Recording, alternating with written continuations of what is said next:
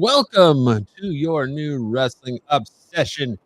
This is Off the Mat. In a week where we're going to talk about fallout from Money in the Bank.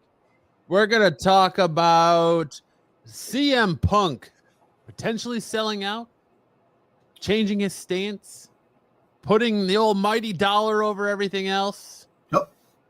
We're going to talk about Raw. We're going to talk about SmackDown. We're going to talk about NXT. We're going to talk about so much in the world of professional wrestling, a world that right now I have a love-hate relationship with, and we are at the hate stage of our relationship, and I'll explain why. All that and so much more tonight on this brand new episode of Off the Mat. Styx, Dom, how are you guys this evening? How's it going? I feel you, Matt. I feel you. I feel what you're going through. You know, I understand. Do you? I know I do. Because I knew people understand. Because I knew that once Raw went off the air, I knew that you were gonna message in the chat. I knew it because you know I was saying to myself, I had in my mind that I had a different ending, a way different ending. That happens, yeah. But for a clean ending to win the belt, Gunther reclaiming his championship off of Jey Uso, there's reasons behind it, and we'll discuss that as the show goes on. But I understand where you're coming from, but as a business standpoint and as an entertaining standpoint, there's a reason behind it, and we'll talk about that. What, that Triple H is slowly descending into being Vincent Kennedy McMahon 2.0? Yeah and no, and also the TKO Corporation. Why? So, well, like I said, it's a TKO. That's a TKO movement.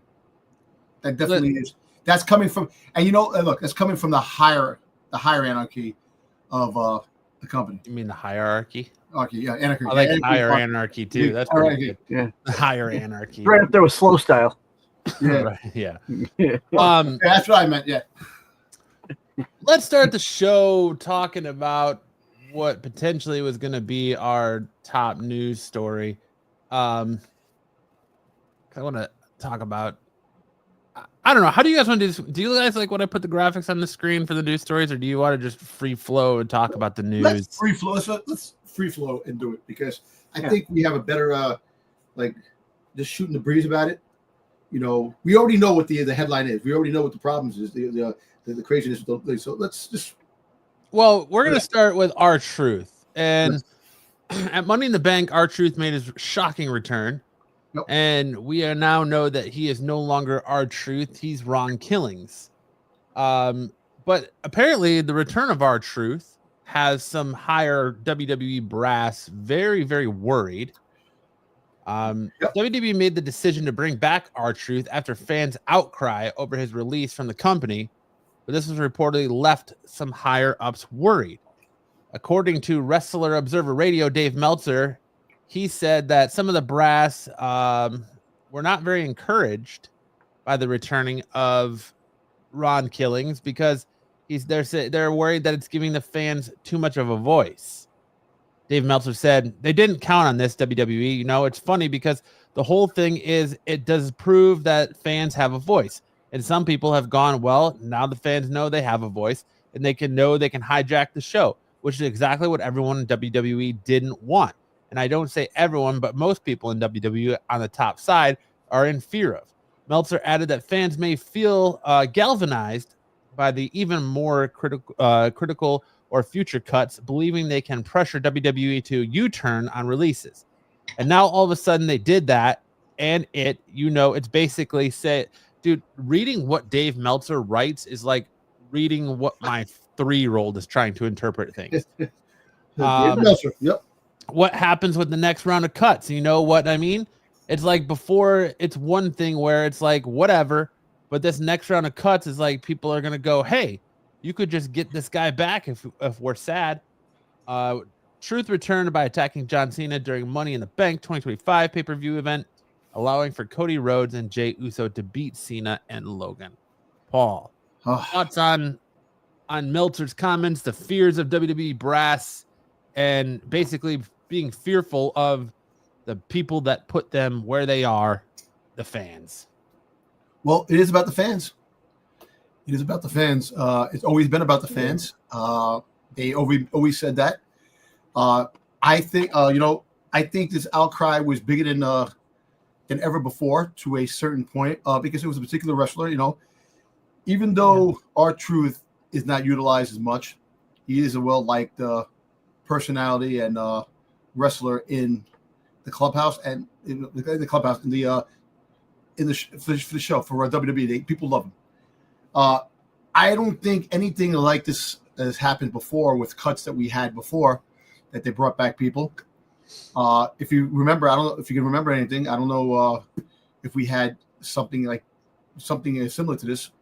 But I think it is good that the fans did have some kind of say on bringing back someone that look, I understand cuts have to happen, because you're paying money to people for not doing anything. And it's like all businesses, you have to go, and it sucks. And this is the corporation way. Like even Vince McMahon cut people. There was a lot of cuts in Vince McMahon when he was running the show.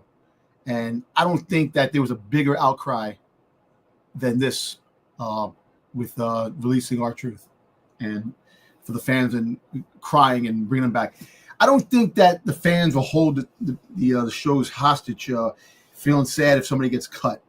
I think certain individuals that are on the roster that they do love and they do like. Come on, in the back, he was funny. Now the crazy thing is that he's not going to be the same person in the back. Nope. We got him back. He's different.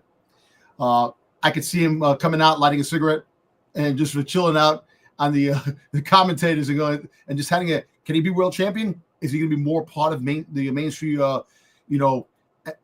Pushing his way to win a title and a mainstream title, not a 24/7 title, not any bullshit title, but something real. Yeah, he won the tag team championship with Miz a couple of times here and there.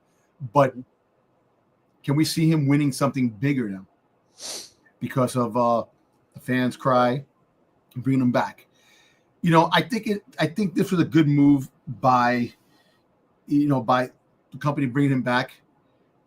But I don't think that every time the fans are going to cry for every little person, that goes. Because we've been having cuts for years. And I just think that I mean, to be fair, I don't hear Dakota Kai chants. I don't hear, who else got cut? Freaking Braun Strowman. Yeah, I don't hear Braun Strowman chants. Yeah, so it's the particular wrestler. People like R-Truth. R-Truth was a funny bastard. Backstage, all the segments he had, and the last segment he had before he was released, going, "Wow, you guys are big boned." Tell you something to come out into that's just freaking funny, But now his character is changed. Are the fans going to adapt to his character like they did when he was R-Truth? That's another thing. Well, I think the big question too is like we don't know what this contract is. All we know is that they're saying it was a mutually agreed upon deal, and that he gets to use the name Ron Killings instead of R-Truth. We don't know how long it's for. Yeah, the one thing I heard, the one thing I heard about his new deal was that he wanted to use Ron Killings again so that he can use his name, so that when he does end up leaving again, he can use the name for independent and appearances. Yeah, so is he here for? I think he's only going to get a 6 month deal. Here for a year? You think 6 months? I think 6 months. 6 months. I think up into the next round of cuts, because there will be another round of cuts. But they're cutting left and right. They're cutting whenever they want to. I almost think that it's a deal where it's going to be friendly to him, where he can go, you know what? Instead of WWE looking like the bad guy, being the company guy he is, I wouldn't be shocked if, like, instead of WWE being the bad guy, R-Truth comes out, Ron Killings comes out at some point. And he's like, I decided not to return to WWE. I'm deciding to leave WWE instead of WWE cutting him and looking like a bad guy to prevent fan backlash again. It's going to be, listen, I'm deciding to leave. I'm going to go X, Y, and Z because, you know, them. He didn't have a non-compete clause because it's not like, let's not get twisted. They didn't cut him. All they said was, we are choosing not to renegotiate your contract, re-sign your contract. That's it. They didn't really cut him the way they did a Dakota Kai or, you know, Shayna Baszler or, you know, even Carlito. They were like, okay, well, we're not going to renegotiate your contract. Exactly. And also the Miz, they're not going to negotiate his contract either. They're talking about, you know, down the road. Look, let's put it this way. There, you know, the one thing I can also say, I feel that, you know, I feel bad for Triple H for one particular reason. I know he has bosses that he has to answer to, and he has to do the thing. He has to do the job that nobody wants to do. You know, firing people, getting rid of people, this and that. And online, I see a lot of hate for Triple H for doing this. Doing this, and it brought back the racist comment, the racist thing that he's racist towards black wrestlers. You know, because you know, like Swerve Strickland and a couple other wrestlers that he let go, you know, and stuff like that. That they didn't get chances and this and that. And it's hard, and I feel bad because look, I don't know Triple H personally as a like I talk to him every day. You know, I know he has a job just like everybody else. You know, the company. You know, he tries to make the best he possibly can. And look, yeah, well, we're gonna talk about the whole Jey Uso thing with Gunther thing down the road. Don't get me started, Don. I know. Get me started. But I just feel bad that he was getting a lot of hate. You know, get rid of him, fire him, this and that. Look, if you're getting messages, you got to blame The Rock too. The Rock is Triple H's boss. Too. I don't know how much of The Rock goes to blame in this because you got to think this is coming up from higher. So this is coming from the higher TKO, like Ari Emanuel. Like, TKO is coming to WWE and be like, look, here's your budget for the year. This is the number we got to meet. Yep. You need to make cuts. This is who you got to cut. And I don't think it was personal. I just think R-Truth is 54 years old. Yeah. You know, and he's my age. Dude, he's my age. Look, let's put it this way. The shit that he's doing in the ring, I have to applaud for a 54-year-old man because I went to the gym. I couldn't even freaking do squats today and freaking leg press. My legs were hurting. And I couldn't do the workout, my leg workout the way I wanted to. And I'm 54. I'll be 55. And for him to achieve what he's doing, jumping ropes, getting thrown out of the thing, and putting that abuse to his body, I have to applaud that because it's not an easy gig. And kudos on him for still doing it at a insanely high level. Exactly. But he is 54. Now, he also has this unique ability to turn dog shit into gold. Yeah. WWE gives him a dog shit promo. He goes out there and says, yes, sir, can I have another? And he performs it, and it kills. He's a company man through and through. And the fans seen that. And they love it. The fans love that. The fans got behind that. The fans wanted more for Truth. And so just like we cried, for 10 years, CM Punk. Gonna say something about that. You're going to do the same thing for Truth. Fans get behind people that are behind them. Truth has always been one with the fans. He's always been a fan guy. He's always been a company guy. There's a reason why the minute he gets let go, you're getting outcries from people that are no longer with WWE. That's it. Exactly. Talking about how good Truth is and, wherever, hoping they get to have another match with him. He could have went anywhere. I'm glad that they got brought back. What makes me upset, well, it doesn't really make me upset. Kudos for Truth for standing your ground, for saying, you don't want me. The fans cried foul, and now you want me back. Fuck you. No, not going to do it. Not going to do it. It took Ari Emanuel, not Ari Emanuel. It took Nick Khan to go to Truth and say, listen, dude, it's business. No hard feelings. This is what we're trying to do. Let's get something done. And then for Triple H to come out and straight up just spit in our face as the fans, think we're stupid, and say, oh, it's all a work. Did you enjoy the show? It's all part of the show. You know what? No. And for a true son to come out on social media and go, no, it's not part of the show. That's the company, man. The company had him say that, man. And Triple H is not going to say that. Oh, and Jaden, yeah, I understand where you're coming from with that comment. You know, that he would have went to AEW and been able to wrestle. I know. But at the end of the day, I don't think that Truth wanted to leave WWE. I think he likes WWE a lot. You know, he loves the fans here. And don't get me wrong, AEW would probably lick their palms to freaking goddamn get him, like, oh, and put him on be a mainstream, a main player there. But I think he wanted to stay with WWE. That was his main thing all along. But it sucks that corporate shit always tries to, listen, like The Rock. He comes out, Cena turns heel. You know, he brings he has a storyline with Cody. He breaks that. It doesn't work. And then you come out that is all part of the show. I know it's not part of the show. Triple H had to say that because he knows those questions are going to come. He knows those questions were going to come about the firing and the rehiring. He had to say something.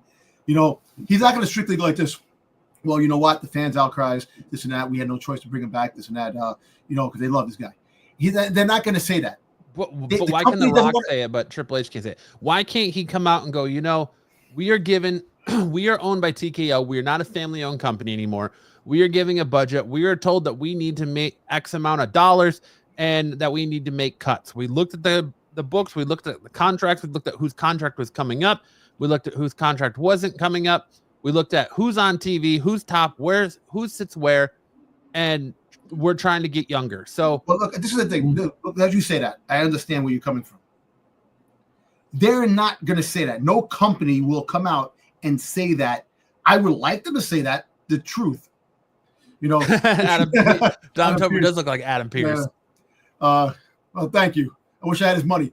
My thing is, I think no company will say what you want them to say until I understand. They will try to turn things around. Look, they want to cut corners. There's a lot of rumors out there that they want to cut money off of Roman Reigns because he's never here. But he's the biggest star, the biggest box draw that is happening. And that we got to see come the fall when they, Netflix. They're talking about Netflix is that they're losing viewership and things are dropping because the product they wanted, the product that they took is not what they're getting. Yeah. And Monday was a great example of that. Exactly. So Money in the Bank is a great example of that. And I'm too many pay-per-views, too many PL events, too many things that are happening with wrestling right now. When you go mainstream and corporate, they're money hungry. They don't give a shit about you. Well, and it depends on who you believe, because there's some people out on TikTok going around saying that TKO is billions of dollars in debt, and that they're doing this to try and recoup money. Yeah, that's the thing. Exactly. So you got to look at it this way. It's gonna be a bumpy road because, let me tell you something. There's a lot of people probably in the next wave of cuts that are going to come. That's going to be even bigger than the people who got cut now. Because you gotta look. You have to sit back and say, is Roman Reigns going to be here 100%?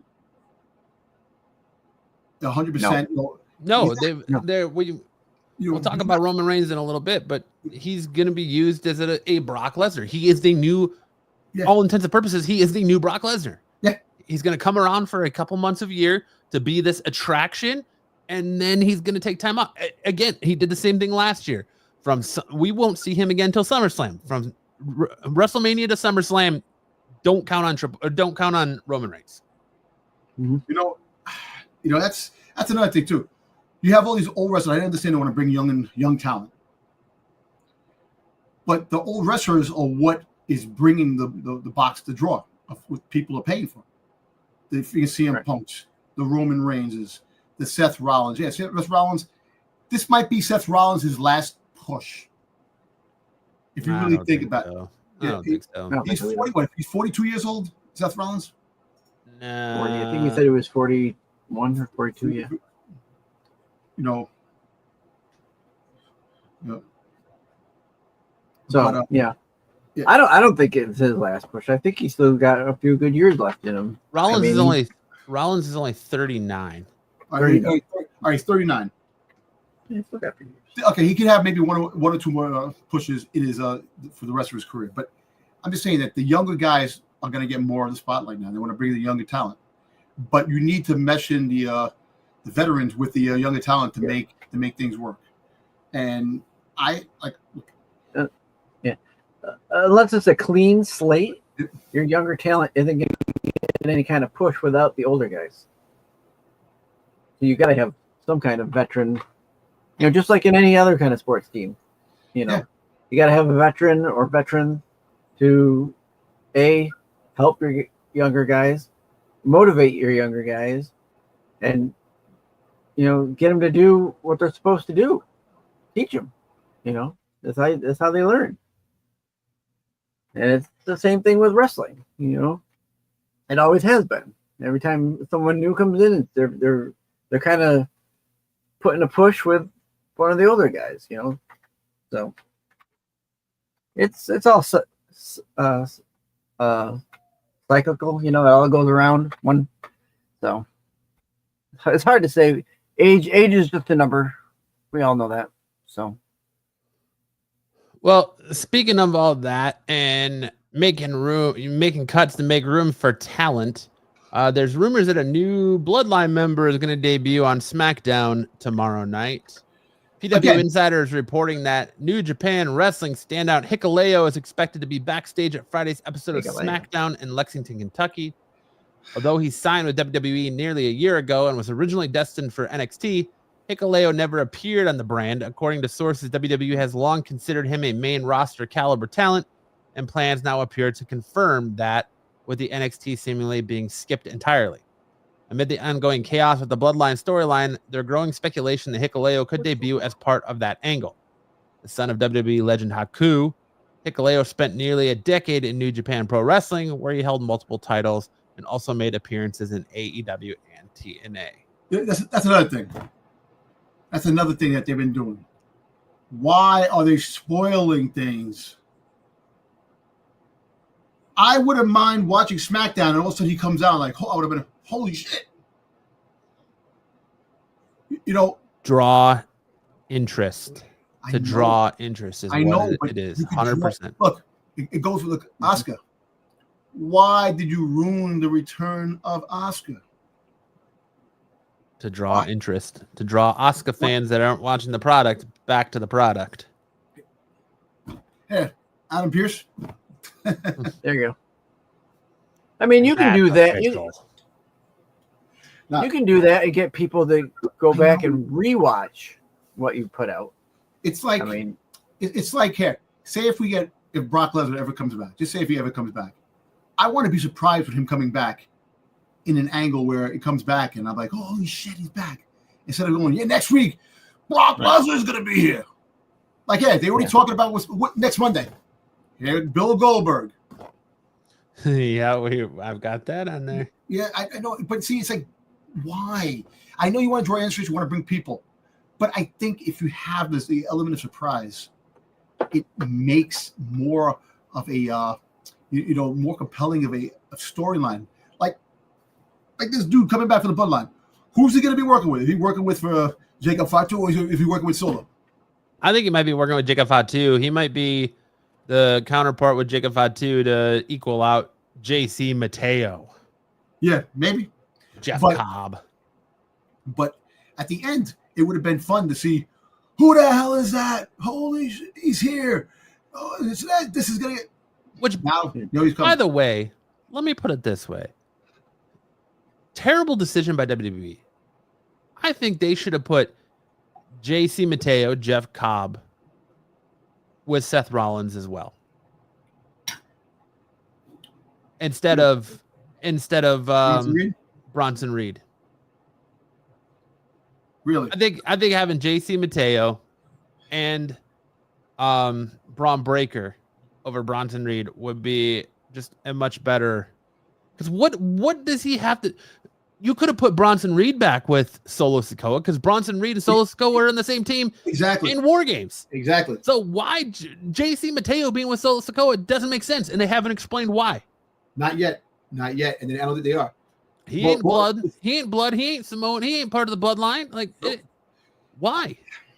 I mean, it makes sense for Bronson Reed to be there because of what he did for them at War Games. Yeah. But then just automatically have him come back from breaking 2 ankles for this guy, and he's like, I'm gonna join Seth Rollins. Why? Oh, because he put a massive beating on Seth Rollins, gave him the beating of a lifetime. Okay, but that doesn't explain why you want him to join your team. Yeah. Look, this is the thing. We go back to pay cuts and people getting the release to bring in the new talent that's coming in. For the last 2 years, they've had people coming up. WWE signed that person, signed this person, signed that person. And they're slowly coming up or going to the NXT brand, which the thing that bothers me is that you have guys that should be on the main roster that is stuck in NXT. And you got guys that are just coming straight onto the main roster. Does that make any sense? Does that make, Sometimes it does, sometimes it doesn't. I know, but he should have at least had some kind of NXT experience before he comes up. Come on, you're talking about bringing up these other talent from NXT. There's people that should be coming up. Hey, look, and after that, you got more people coming in. I'll be jealous and pissed off if I'm busting my ass at NXT to come up to get to the main roster, and all of a sudden you bring in somebody. Oh yeah, he's gonna run in the main roster. That happens everywhere, though, Dom. I mean, I'm sure you've seen it in your work. Well, I know. I've seen it. And you're working hard, you're working. I made comments about it. And they hire someone over you. Yeah, I mean that happens. It's not right. I don't ever think that's right, but I know it's not right. But it just makes me laugh because you're gonna bring him in main roster, and hopefully, it does work out. Like I said, the story angle. I don't know what the story angle would be, but I think Matt's right that it might be Jacob Fatu's enforcer. I want him to go with Solo Sikoa. I want them to stack the odds against Jacob Fatu, and then at SummerSlam, Jacob Fatu's savior is Zilla Fatu, and we get Jacob and Zilla together in WWE. That's what I want. And then you might get Jacob talking to some other players because it's not about bloodline anymore. It's about dominant team. So you have going up to play. Hey, you could have like the likes of McIntyre's coming back in SummerSlam. You know that for a fact. He's coming back. Yeah, I don't think he is. I don't think McIntyre's coming back and I think McIntyre is going to be gone off WWE TV until the day John Cena is going to lose his belt. And I think John Cena is going to lose that belt to McIntyre with the help of The Rock. And you're going to find out that The Rock's chosen one, the one that he really sold his soul to, was Drew McIntyre all along. Drew McIntyre is the one that sold his soul to The Rock. It's been there. I'm not holding my breath. Hey, it's been there. They've placed the seats, and they did message the final boss again. Yes, they did. Well, not just that, but you've got, you had that exchange between Drew and The Rock before Mania. Then you had Drew is now the face of The Rock's Under Armour campaign. So why wouldn't it? It would not be surprising that when John Cena is going to drop that belt, probably, I don't know if I want to say SummerSlam. I'm going to say eliminate. I'm going to say Survivor Series. Mm-hmm. San Diego. Why is it so hard to believe that we get The Rock involved in one way or another, even if it's Return of the Titantron Rock? Yeah. To say John Cena, he going back to 2027 because he's busy like 2 or 3 movies that he's doing. John Cena was never my chosen one. My real chosen one was this man, and Drew McIntyre's music hits. I'm just saying that's what I'm thinking. But no, I believe in you, Matt. I believe in you. I love your speculation, man. I love your theories. I love it. Right now, I mean, I don't know. I'm at such odds with professional wrestling right now. Listen, it's all part of the bigger picture, man, and I understand. But we'll get to it. We'll still get to the Jay and Gunther scenario where but yeah. So the spoiling of people returning, people who are just coming in, I am not a big fan of that. I'm a big fan of the element of surprise and being surprised. Like, hey, we all know who's gonna be part of that King of the Ring tournament. It looks like it might be freaking what's his name? It's gonna be Cody Rhodes versus Sami Zayn Versus Bronson Reed. No, there's only 2 of them, isn't it? Bronson Reed, and there's like a mystery guy. Well, I'm talking about the final. So the finals is going to be Cody Rhodes versus Sami Zayn. I don't think part of me wants to say Sami's going to win, but now with the way they're going, I think Cody wins to face off against Cena at SummerSlam. No, I think it's going to be Sami wins. You're going to do it in the. But right, but you give him the King of the Ring win in Saudi Arabia, or do you wait until Royal Rumble and you give him the Royal Rumble win? Well, I don't know. We'll see how it turns out. You got to give him some kind of a win. It made freaking Karrion Kross happy. And I think you're gonna get Jay Cargill. Is going to be. Is that a child? Yeah, in the hallway. Yeah, yelling. I don't know. I think Jay Cargill's winning the women's Queen of the Ring. He's set for a big push. We're talking about. But so what do we got? We got Zayn already won one. Then Dragunov is going to be the mystery guy. SmackDown. I'm not sure which one's going to be for this week. It's going to be Orton, LA Knight, Alexander Black, and Carmelo Hayes. Well, I don't think Orton's going to win. I don't think LA Knight's going to win because he's going to have a major feud with Seth Rollins and gang. So he's coming to Raw. So did you get the thing I sent you? I told you it's going to be the end of the year, the end of after Survivor Series or at SummerSlam is going to be the draft going into the new year for the. I said we're going to talk about that. Yeah. But going back to what Dom was talking about with the returns, according to the report from PW Insider, Goldberg is scheduled to appear on the June 16th episode of Monday Night Raw in Green Bay, Wisconsin. Is expected to have a consistent presence on the show in the lead up to Saturday night's main event special in Atlanta, Georgia. Well, WWE has not officially confirmed the event as the location for Goldberg's final match. Rumor has persisted for months, pointing to that show as the likely venue, which would make sense because he's from. But I don't think that's going to be his final show. I don't. Let me tell you something. For his final match to go against Gunther, I mean, if you listen to what Goldberg says, he can barely move. Exactly. Right now, let alone exactly. So, yeah, give or take, you're gonna have Gunther come on top to win that thing for his last match, or have him win. He wins the championship belt. Come on, that's the thing. You're gonna have him lose his retirement match. That's the thing.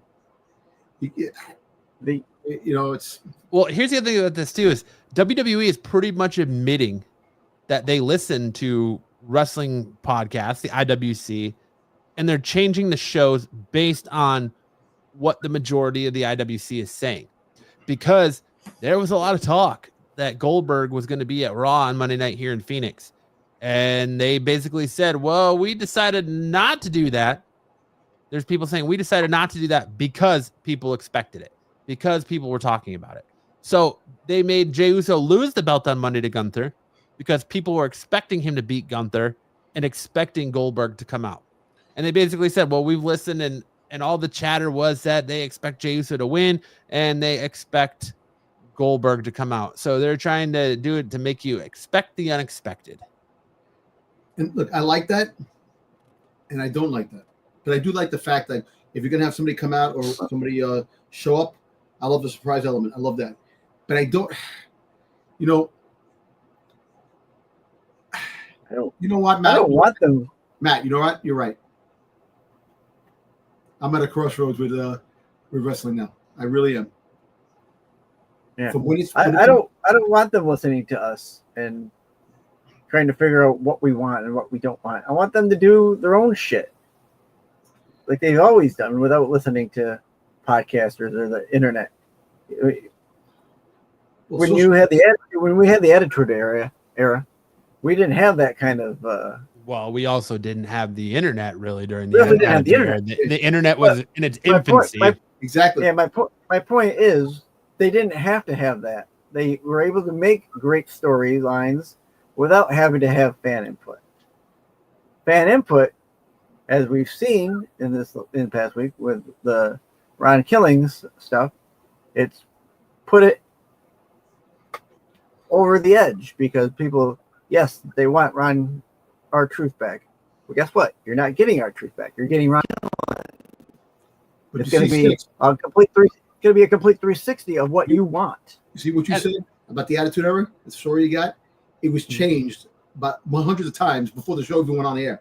Yeah. As the show went on the air, Vince McMahon changed what was going to happen. So, at least still what we got was well, and I don't think you can make a fair comparison with the Attitude Era because the Attitude Era, everyone talks wrestling in person or on message boards. You didn't have Billy Bob sitting there with his Coors Light picking belly button lint out of his belly button with his camera phone going, oh shit, look at this guy back here. Oh, look who's at Raw. Yeah. You didn't have that. No. So it could still be a spectacle. And now it's not. And it's worse when the people who are like The Rock, who are supposed to be making it a spectacle, come out in the press conference and go, oh, this is all fake. Yada, yada. Or Triple H being like, enjoy the show. It's all part of the show. No, it's not. We know it's not. And you can't force feed us that it is. I understand where you're coming from. Like I said, Matt, I'm with you. Yes, but that's not the reason why I'm. No, I know. Look, you don't upset with professional wrestling. Yeah, this thing. Look, from what we got from opening night on Netflix, what they did with Netflix, breaking the storyline, breaking character, just because it was the shareholders show. To show the shareholders, look at this event we have. That screwed up everything moving forward. If you really think about it. The bloodline storyline was abruptly interrupted, which would have still been going on right now. Netflix never really got what they wanted because things changed just before I went to Netflix.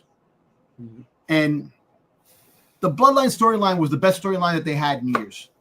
And it was still going strong even when it had its ups and downs. It was still going strong. And there's a lot more they could have did with the bloodline. The bloodline storyline could last even without Roman. It could have went. It still could have went another way. That's the problem. Changing things. And look, I know it's entertainment. Like, just throw out a wrestling match. Like AEW. There's no. It's not a cohesive unit in AEW. The storylines. There really is no storylines. Tony Khan just putting things together. I want to see this guy fight this guy, that guy. He's playing with his action figures IRL. That's exactly pretty much what it is. But with WWE, they're trying to make a show with a show, but the storylines mean a lot. Like, the storyline that was leading to like freaking goddamn Kevin Owens going crazy against Cody Rhodes because after all he did, his blood, sweat, and tears to take down the beast, Cody Rhodes teams with the devil. And then the whole thing with Seth Rollins, McIntyre, that storyline was great. All these people that stood up for Cody Rhodes to help him win his championship. Cody Rhodes spit in the face of everybody. I'm going to team up with the other guy that we had to take down, the tyrant that was going on for 3 years that did everything he can to keep the belt and power hungry fuck. Now all of a sudden, Seth Rollins is a power hungry fuck. Does that make a lot of sense? See, Seth Rollins, I think the story had to change from what was supposed to go on because, they didn't want to keep. What changed? Seth Rollins is the bloodline. Yeah, it is the bloodline. Solo Sikoa nailed it on the head. Yep. It's the bloodline. From the fact that they have a wise man to they have Seth to they have, Solo Sikoa nailed that in his promo before Money on SmackDown. That was great. That was great. That was funny. 100%. It's the bloodline. They're just retelling the same stories. And I can't contain my anger anymore. Listen, my anger for professional wrestling in 2025, I feel is justified. We were on a rocket ship of professional wrestling in 2024, all the way through WrestleMania. You couldn't get hot. It was white hot. Professional wrestling was cool again. It was white hot going to WrestleMania. Where did it die? 2025, Netflix premiere. The minute The Rock came out and did what he did on Netflix, it's like WWE has been nothing but a dude on an ice not being able to find his footing. They're stumbling every step of the way. And it was never more evident than night one of WrestleMania, how poorly booked WrestleMania was, how it wasn't booked to the last minute, how all these shows are booked at the last minute, how all these PLEs are weeks apart. 2 weeks apart. Yeah, they've been 2 to 3 weeks apart. Then now we move into, you put the belt, you have Jey Uso win the Royal Rumble. We all had to stomach that. Okay, cool. Jey Uso was yeet, crowds loved him. The underdog story, the unpredictable Jey Uso won the Royal Rumble. I think you were the only one that saw Jey Uso winning the Royal Rumble. I know. The reason why I saw him winning the Royal Rumble was because the interactions he had with Cody, what happened, because it was like that Cinderella story, and that's the same thing with Sami Zayn. Sami Zayn is going to get that Cinderella story. He's going to win. But now, does he turn heel in the process? And he probably will. And that's what makes my blood boil. As we get told, Paul Heyman went on Impulsive and said it. We've heard it over and over again.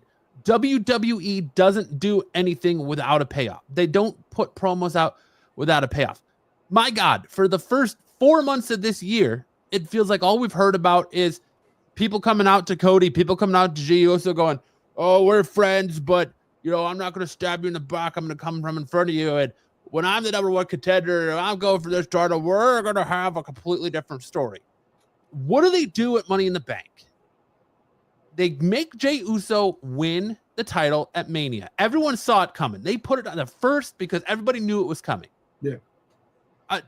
A blind dude could have saw it coming. All right. Then we get to Money in the Bank. The Braille. Jey Uso really doesn't have any real competition. He fights Seth Rollins. It ends in interference. He fights Logan Paul. Okay. Yep. We get to Money in the Bank. Praise WWE for taking the good shot on Naomi, for putting faith in Naomi, somebody who's been there for a long time, was screwed over in the Vince McMahon era, left, went to TNA, cut her teeth, came back once Vince was gone. Great for Naomi. Awesome choice. Naomi's been doing great heel work. And you nailed that, Matt. You nailed that. You have the opportunity to do something with pushing LA Knight, who is, by all intents and purposes, a fan favorite. And deserves to be. Okay. And you go with Seth. What does Seth need? Seth doesn't need these accolades. We don't even know who this group of Seths is. We don't know what their name is. We don't know why Braun Breaker's there. We don't know why Bronson Reed's there. All we know is Seth Rollins' motive. Seth doesn't need Money in the Bank. He doesn't. LA Knight needs Money in the Bank. Yep. You give LA Knight in the Money in the Bank, and you give him what he couldn't do in 2 U.S. title runs. Because let's be honest, LA Knight's 2 U.S. title runs, boring, garbage. By the way, Io Sky, boring, garbage. I know you like Io Sky, but her first title run was boring and garbage. This title run has been boring and garbage. Why is she not defending her title? Who knows? Who knows? This is what they do. So we get to Monday night. Jey Uso versus Gunther 5. Why do we need Jey Uso Gunther 5? So not only did WWE cop out and take the safe route by putting the Money in the Bank briefcase on Seth Rollins, why do we need? Why all of a sudden is it just like everything this group does, it just goes their way? All right, Matt, real quick before you continue, there probably is a reason why Gunther won the championship, why Seth won Money in the Bank. Could it be Netflix?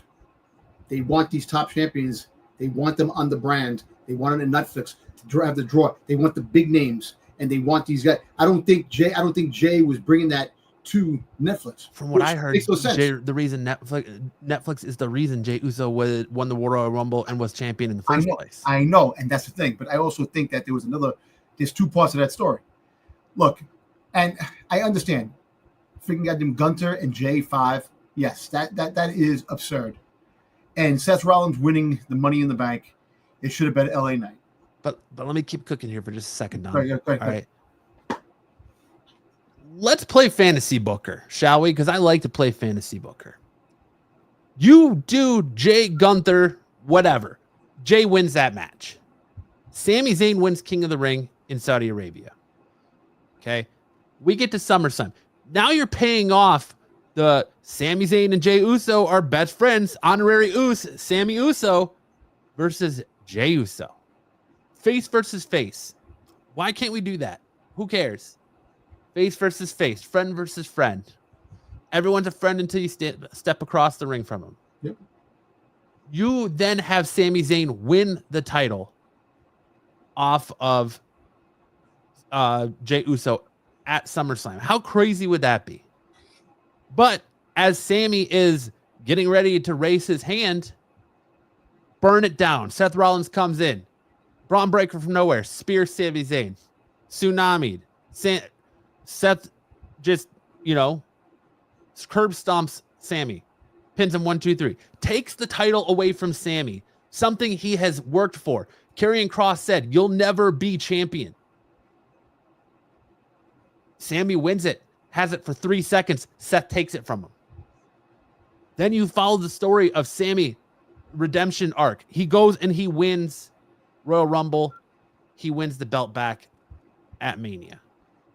Such a better story than Gunther. You gave Jey Uso.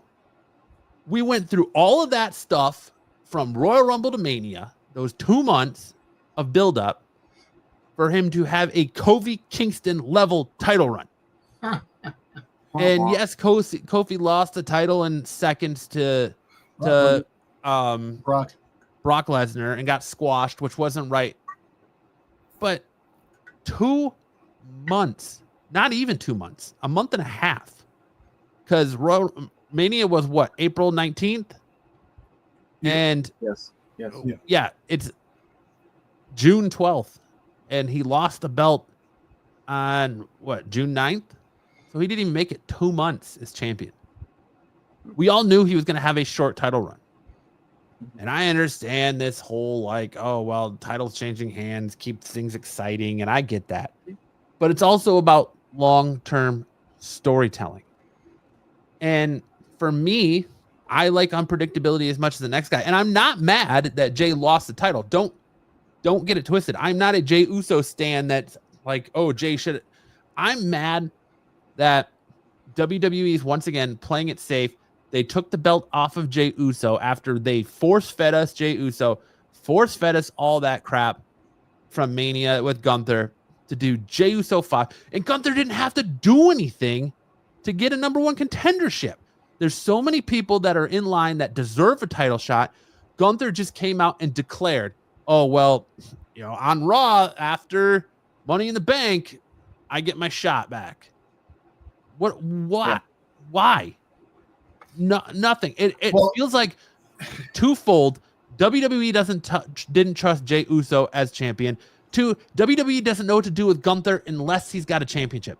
Unless he's got a championship and somebody's chasing him, it's like WWE has no idea what to do with Gunther or what feud to put Gunther in. I think Ilya Dragunov getting hurt was the worst thing for Gunther because they don't know how to put him in a feud with anybody else. What are we doing here? It just, the Vince McMahon aspect of it all of we're going to see the same people over and over again. Gunther versus Jay, Mi Chin versus Chelsea Green. 16. Yeah, how many times do we have to see the same matches, man? And that's what Triple H's first go when he first took over from Vince. It was exciting. It was fresh. It was new again. we weren't seeing the same fucking matches. He did say there was a difference to it after week. Gunther had a long IC title run. Gunther had a good World Heavyweight Championship run. Why does they didn't do anything with him on TV when he wasn't champion? Why does he get the belt back after a month? Just doesn't make sense, man. You could have had some good story angles playing in to SummerSlam that carry you to WrestleMania next year. Sammy getting so close. And then you have Karrion Kross's prediction pay off where you think Sammy's going to win the title. Sammy achieved the dream, but only to have it snatched right from Seth Rollins, who he's already feuding with. Like, what? Am I crazy here? And I haven't thought, like, Raw was a good show. It's been the best Raw in years. Yeah. Or not years, but months. Exactly. But still, the professional wrestling's good, but a lot of the rest of it is a snooze fest. Don't even get me started on SmackDown. To make SmackDown interesting, you had to fill it with Raw Superstars, which is what they did on Friday. So don't get me wrong. I actually liked the Friday show before we got the Money in the Bank, the stand-up between Solo against the, Seth Rollins, stuff like that. The big thing, and Money in the Bank, it had the some of the interactions that I was asking for, the big payoff that I liked. But you know what, Styx, go ahead, talk. You had a SmackDown show opening with a Raw Superstar. SmackDown opened with Seth Rollins. Yeah, I know. And Monday night opened up with Cena and Cena. That's a SmackDown superstar. But Styx, what was your thoughts on Monday night? So for Monday night, as far as the Gunther Uso goes, I was kind of in your neck of the woods, John, where I thought it was going to end in shenanigans and get a squash match where no one ends up. He'll retain because of some dumb reason, and Gunther will get pushed back to somewhere else to maybe push him into like a championship match against Cena or something. Get away from the Uso stuff, because yes, it was number 5, and technically, I think it was his 6th time going against him. Maybe not singly, but like in a match. Uso, I think he defended his title 3 times in that 2 months. Something like that. Logan Paul, Seth Rollins. Who else? And Gunther. Yeah. Gunther. He lost to Gunther twice. Yeah. So, I don't know. That's what you've been getting out of these guys who hold the championship 6 months.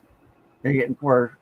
So I don't know. They kind of squashed them into, we're going to give you 4 defenses. You're going to win 3, and then you're going to lose that 4th again to Gunther. And then it just really feels like they just have no direction with Gunther unless he's holding a championship of some sort. Well, listen, don't know how to. I think it's the other way around. I don't think they knew what to do with Uso with the championship. Well, that could be too, because they went right back to the well of putting him in a feud with Sami Zayn, and and it just seems like all these players are jumping from feud to feud to feud with no rhyme or reason, because we had CM Punk, Sami Zayn going against Seth Rollins. Now all of a sudden CM Punk is enthralled with John Cena, and Sammy's still here, and now Jey Uso's probably going to join that, and they couldn't get Jimmy's, and I wonder how much of it is that they couldn't get Jimmy's solo push going. Well, what's funny? You talk about you talk about John Cena and stuff like that. It was wasn't it kind of odd that I know that friggin' Seth has problems with CM Punk. Wasn't it kind of odd that he comes out to make his presence known with John Cena? It didn't come out to make his presence known with Jay and Gunther that he's there. He didn't come out like his music could have played. And he could have stood there and just playing with toying with the situation. He comes out with John Cena and CM Punk. Yeah. And he does that he makes his presence known. And that's the thing. I was thinking about that. I was like, wait a minute. So this is, LA Knight is going to definitely be in a feud with Seth Rollins and company. I thought that Seth Rollins was going to have a feud with Gunther. I think that was going to be the next thing. But now that Goldberg's coming in and all that stuff, I think they're going to hold off the Seth with Gunther type of thing until a little bit later. That, don't get me wrong, you might hear Seth Rollins' song every time Gunther's fighting Goldberg. There might be a Seth Rollins sighting. But I thought it was a little weird that they just had him come out with the John Cena and CM Punk, promo, and not the end. Like the ending of Raw could have went so many different ways. Yeah.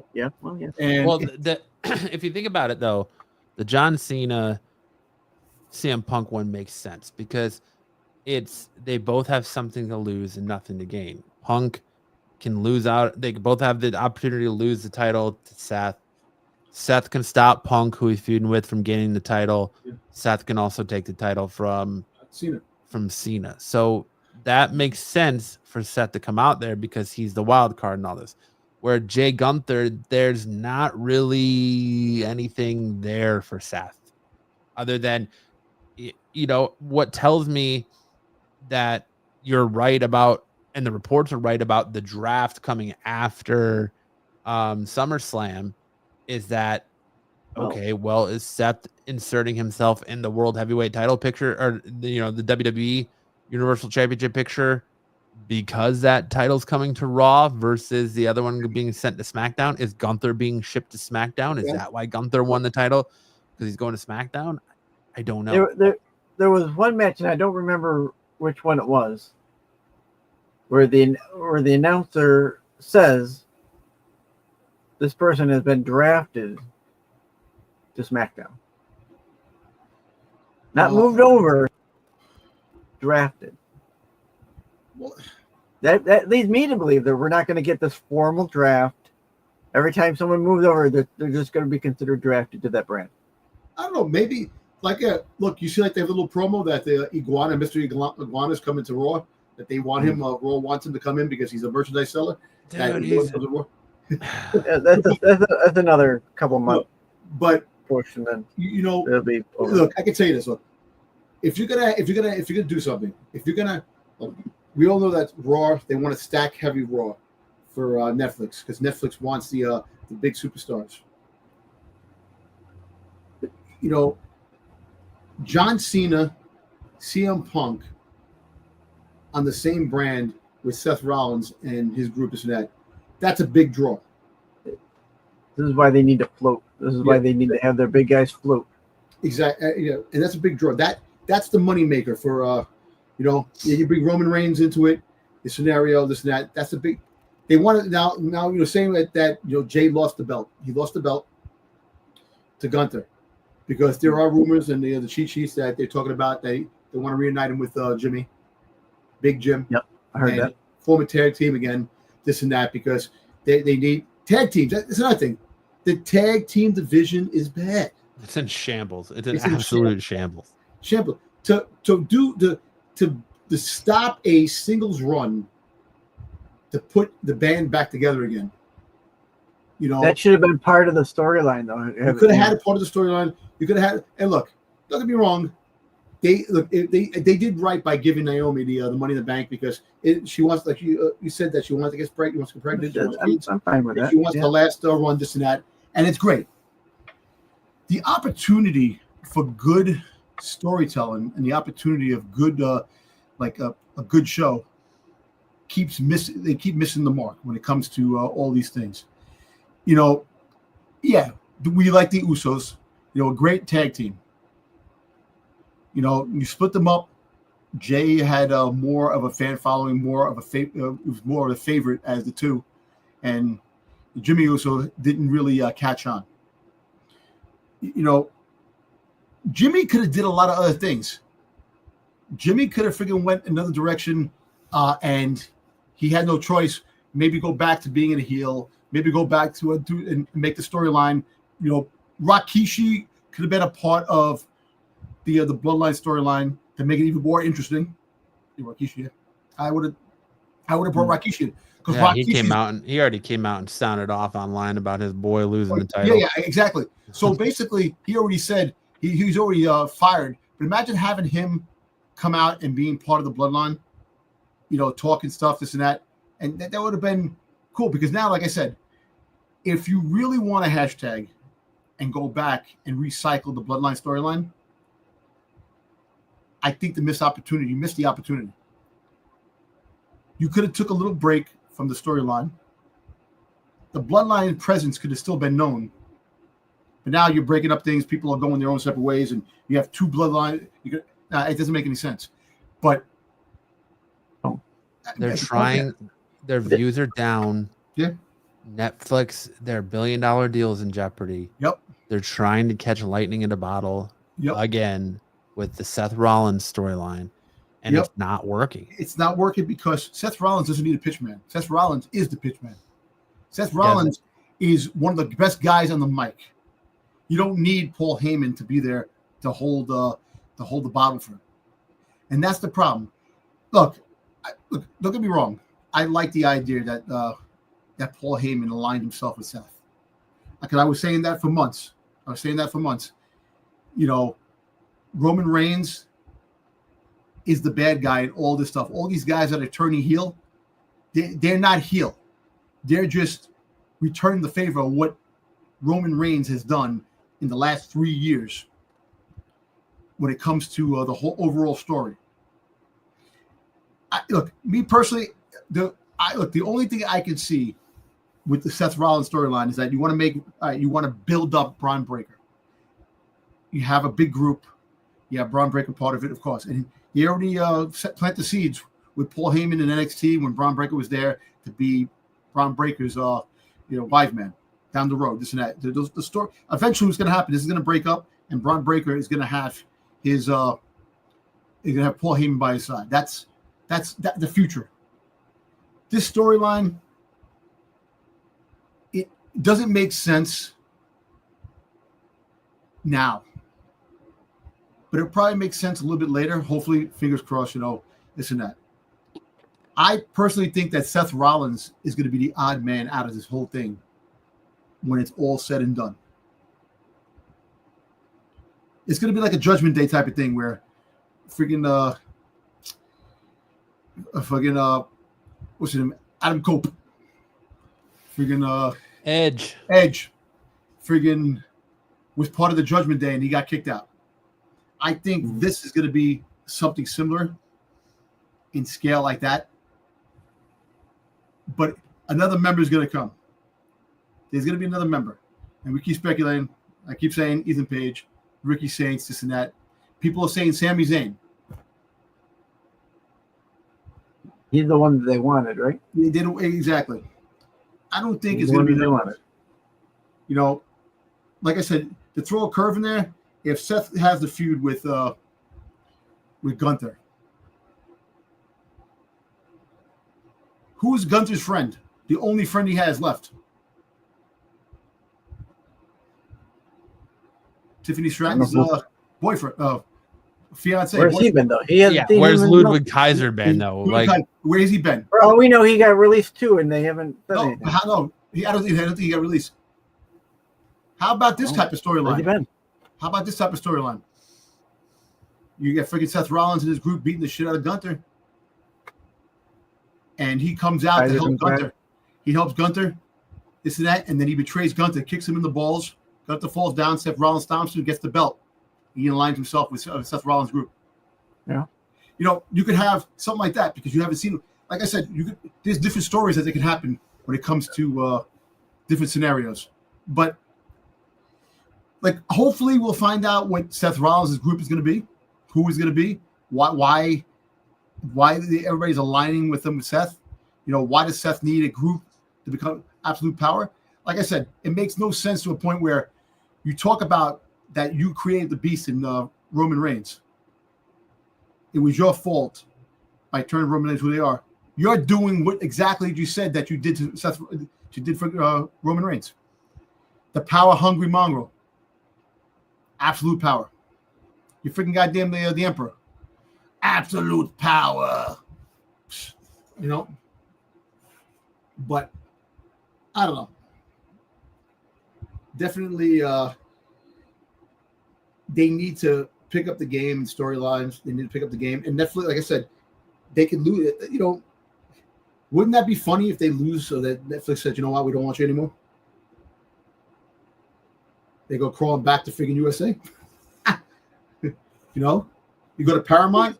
You go to Paramount. You go to Disney. Imagine Disney getting the rights to freaking wrestle. You know, if anything, it would go to, well, that's something I think we. And look, they didn't even. I change thought their another thing. company was going to go to, but I think they might end up. Well, look, at some point, if the Netflix deal falls through, I think they would end up at Prime, at Amazon. right? But look, they're PG. They didn't change the thing; it's still PG. After months of speculating that it's getting worse. They're still blocking out chants. They're still blocking out things. They want to stop people from cursing. Want you to stop cussing. It's Don't getting cuss. worse. It's bad. There's kids around. Remember they're blocking out the finger. Can't show the finger. But half these kids that grew up in the Attitude Era, they saw titties and were seeing freaking middle fingers, all crazy stuff. Val Venus, freaking porn star, all these crazy shit. Hello, ladies. Yeah, they literally did an angle where he was supposedly got John Wayne Bobbitt in it, and they brought in John Wayne Bobbitt. I know. That's what I'm trying to say. So basically, for you kids out there that don't know, he was a man who had his pee-pee chopped off. It's exactly. Story. Then he sewed it back on, became a porn star. Yeah, there you go. But you know, I think this day and age, you want to change things around. It's still not you're still saying it's for kids. I think it should be much edgier, a PG-13 era. You know, not go that far. Have a little thing, and you know, but that's another thing too. Like I said, we don't know the state of what's going on, the real problems behind Netflix, real problems with WWE, what's going on, the viewership. Viewership is down because, me personally, you're right. There's a lot of people like you, Matt, that recycle stories. They do the same thing over again. They play it safe. You know, it's for something to thrive. You got to make changes. You have to do the things that people don't expect you to do. You have to and that's what all companies like Disney. Disney is taking chances. Yeah, look, I love the original cast in Star Wars. They tried new stuff. You know, it didn't work. People got mad, but it still shouldn't stop you from trying new stuff. You know. You would raise. I would rate if they ever said we're gonna redo the original trilogy. Dude, they already did. They already did in The Force Awakens. Yeah. They rebooted. I know they did, but I'm saying redo I the original. I love the original trilogy. I love the original characters. I want to see them. I like to see more of those stories. But you got to keep thriving, put new things in. New character like LA Knight should have won that damn Money in the Bank. Should have won Money in the Bank. He should have been the go-to guy. Sami Zayn should win. You should have Sami Zayn versus LA Knight. You should have Sami Zayn freaking fight. Should have fought Jay for the belt. You should have had all these different freaking scenarios. You know, freaking, it's not happening on what they're doing. They're playing it safe and they're getting scared now. And now we're bringing back R-Truth. The fans' outcry. The company is in shambles. There's something going on behind the scenes that we're not privy to. There's exactly some kind of Triple H's time. It's Triple H's time in countdown mode. You know, it's yeah, that's right. Thank you guys. 1977 only. Yep. If you weren't around then, you're not a true fan. But I mean, who knows? But let's switch gears here a little bit, and let's talk about CM Punk in Saudi Arabia. Yep.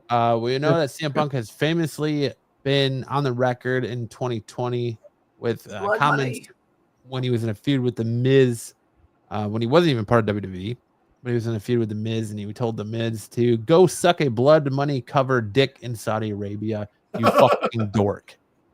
And now Punk, fast forward 5 years, Punk being the, for lack of a better term, rehabilitated company man, we'll call him. Talk about a curveball heel move from John Cena, the first real heel thing John Cena's done, is by telling Punk, if you want a championship match, you got to go and do it in Saudi Arabia. Night of Champions. At Night of Champions. Mm-hmm. The IWC has been an outcry. CM Punk sold out. CM Punk sold out. I don't see it as a sellout. Nope. I see it as he's matured. He has seen the progress that's being made in Saudi Arabia. Yes, there's still things over there that aren't great. Like really quick. The way they treat women and things like that. Those things aren't changing anytime soon. No, I'm sorry, Matt. Really quick. Go ahead. Sami Zayn, for example, did not go for so many years. And he made his triumphant return because things are progressing and getting better. You know, Minutely. When you see the political landscape sucks when it comes to certain things. You know, sometimes money overrides your beliefs, which, you know, yes, you can mature. And the Saudi prince is doing a great job of trying to change the way and view of Saudi Arabia by their and especially Riyadh, by bringing the UFC there, bringing all these other sporting events. Yep. And Punk's character, he said from the beginning, I'm not here to make friends. I'm here to make money. Exactly. And that's true. It's true. That's true. And so I don't potentially see it as a sellout. I think it's a growth. He's older. He's been around. He's matured. Things are slowly but surely progressing over there. Some things not as quickly as people may want. But what are your guys' thoughts on CM Punk and WWE doing this? Do you think it's too early for John Cena, CM Punk? Go ahead, Styx. I kind of thought it was. I had forgotten about his statement until it was brought up after the promo. I'm not 100% mad that he took the match. I thought maybe you could have prolonged it a little bit more. You know, make him struggle with the decision a little bit, and then go. You know, maybe something happens that he says, "Fine, I'll meet you at that at Night of Champions. I will see you there." Instead of just being a kind of a. Do you think that potentially could be a swerve where this match doesn't take place? No, I think the match is going to take place. Like Cena takes out, like Rollins takes out Punk, and we don't actually see this match take place in Saudi Arabia?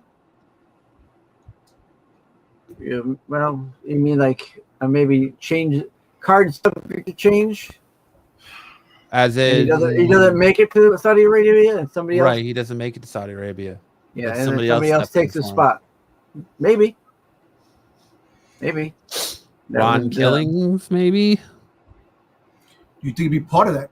I think Ron Killings interferes. I think that's going to be the Ron Killings is going to be on John Cena's ass the rest of the time he's got the title. Yep. He's kind of become a wild card with this whole resurgence and come back after the cut, right? I mean, so no matter how he came back, he kind of puts himself into a position of being that wild card where you don't know what he's going to do because his only feud, for lack of a better word, is with Cena right now because of him killing his child spirit of what he's doing with wrestling. And now he's going to have this, like I said, he's going to have a 360 attitude from being that jokey R-Truth. Now he's going to be that, straight to the point, straight man Ron Killings. What they're going to do with him is they're going to make him pay off everything he said he was going to do on the way to Saturday Night's Main Event when he stood in the ring and kind of gave us his first look at him as Ron Killings, saying, I'm going to beat the hustle, loyalty, respect back into you. And now we're going to see that. And I think we're going to see Truth chase Cena, and Truth will be the reason why Cody wins the title back from Cena. I got something different. I see that. Yeah. I say so. I think something different. Yes, I think R-Truth, Ron Killings will definitely play a major factor moving forward with John Cena for the rest of the year. But I see Roman Reigns coming back, interfering with Seth Rollins trying to cash in. Every time he tries to cash in, Roman Reigns is going to be there to stop him from cashing in. Until we get a Seth Rollins Roman Reigns match, legitimate match in SummerSlam. Either that SummerSlam or friggin' night of or we're going to get it in friggin' the Survivor Series. Or we're forgetting Clash at the Castle too. Yeah, well, Clash at the Castle. I don't see that Clash at the Castle. I see Seth Rollins in Night of Champions trying to cash in. That's when we get the resurgence of Roman Reigns. Comes back, interferes, can't cash in. The next pay-per-view, he tries cashing in again. Roman Reigns attacks him again. Until we have that fight where they're going to fight. Don't get me wrong. Seth Rollins will win the belt off of somebody. He's going to win a belt. He's going to be champion. Don't know if he's going to be Gunther, if it's going to be freaking goddamn Cena. But more Cena, because I think Gunther, because I think Cody Rhodes is going to be battling Cena. That's going to be the main thing. That's definitely going to be on the card for a Survivor Series. You're going to get that. SummerSlam, you're not going to get the Cody Rhodes is gonna have other feuds. They're going to wait to the big the 2-night event of freaking goddamn Survivor Series, which makes no sense either. You want to know what really scares me about what happened Monday? And I think one of the main reasons I'm so angry about them putting the belt back on Gunther, I start getting fever sweats thinking about what they did to Bray Wyatt and The Fiend in Saudi Arabia against Goldberg. And now we know Goldberg is pretty much on a collision course with Gunther. Now Gunther's the champion again. Are we staring down the barrel of Goldberg taking that championship off of Gunther? No. Seth being the one that takes the championship off of Goldberg? No, no way. You know what? It could be a possibility, but you know what? Unpredictability. We could talk about it. We could say no, that anything is possible in the WWE. Anything can happen. Look, as long as you get the Money in the Bank, no champion's safe. We know that. No champion on either side. But I think Seth Rollins is going to get interfered by freaking Roman Reigns a number of times. He's not going to be able to cash in. He's going to have a moment to cash in. Roman Reigns is going to be there to spear him, be there to super punch.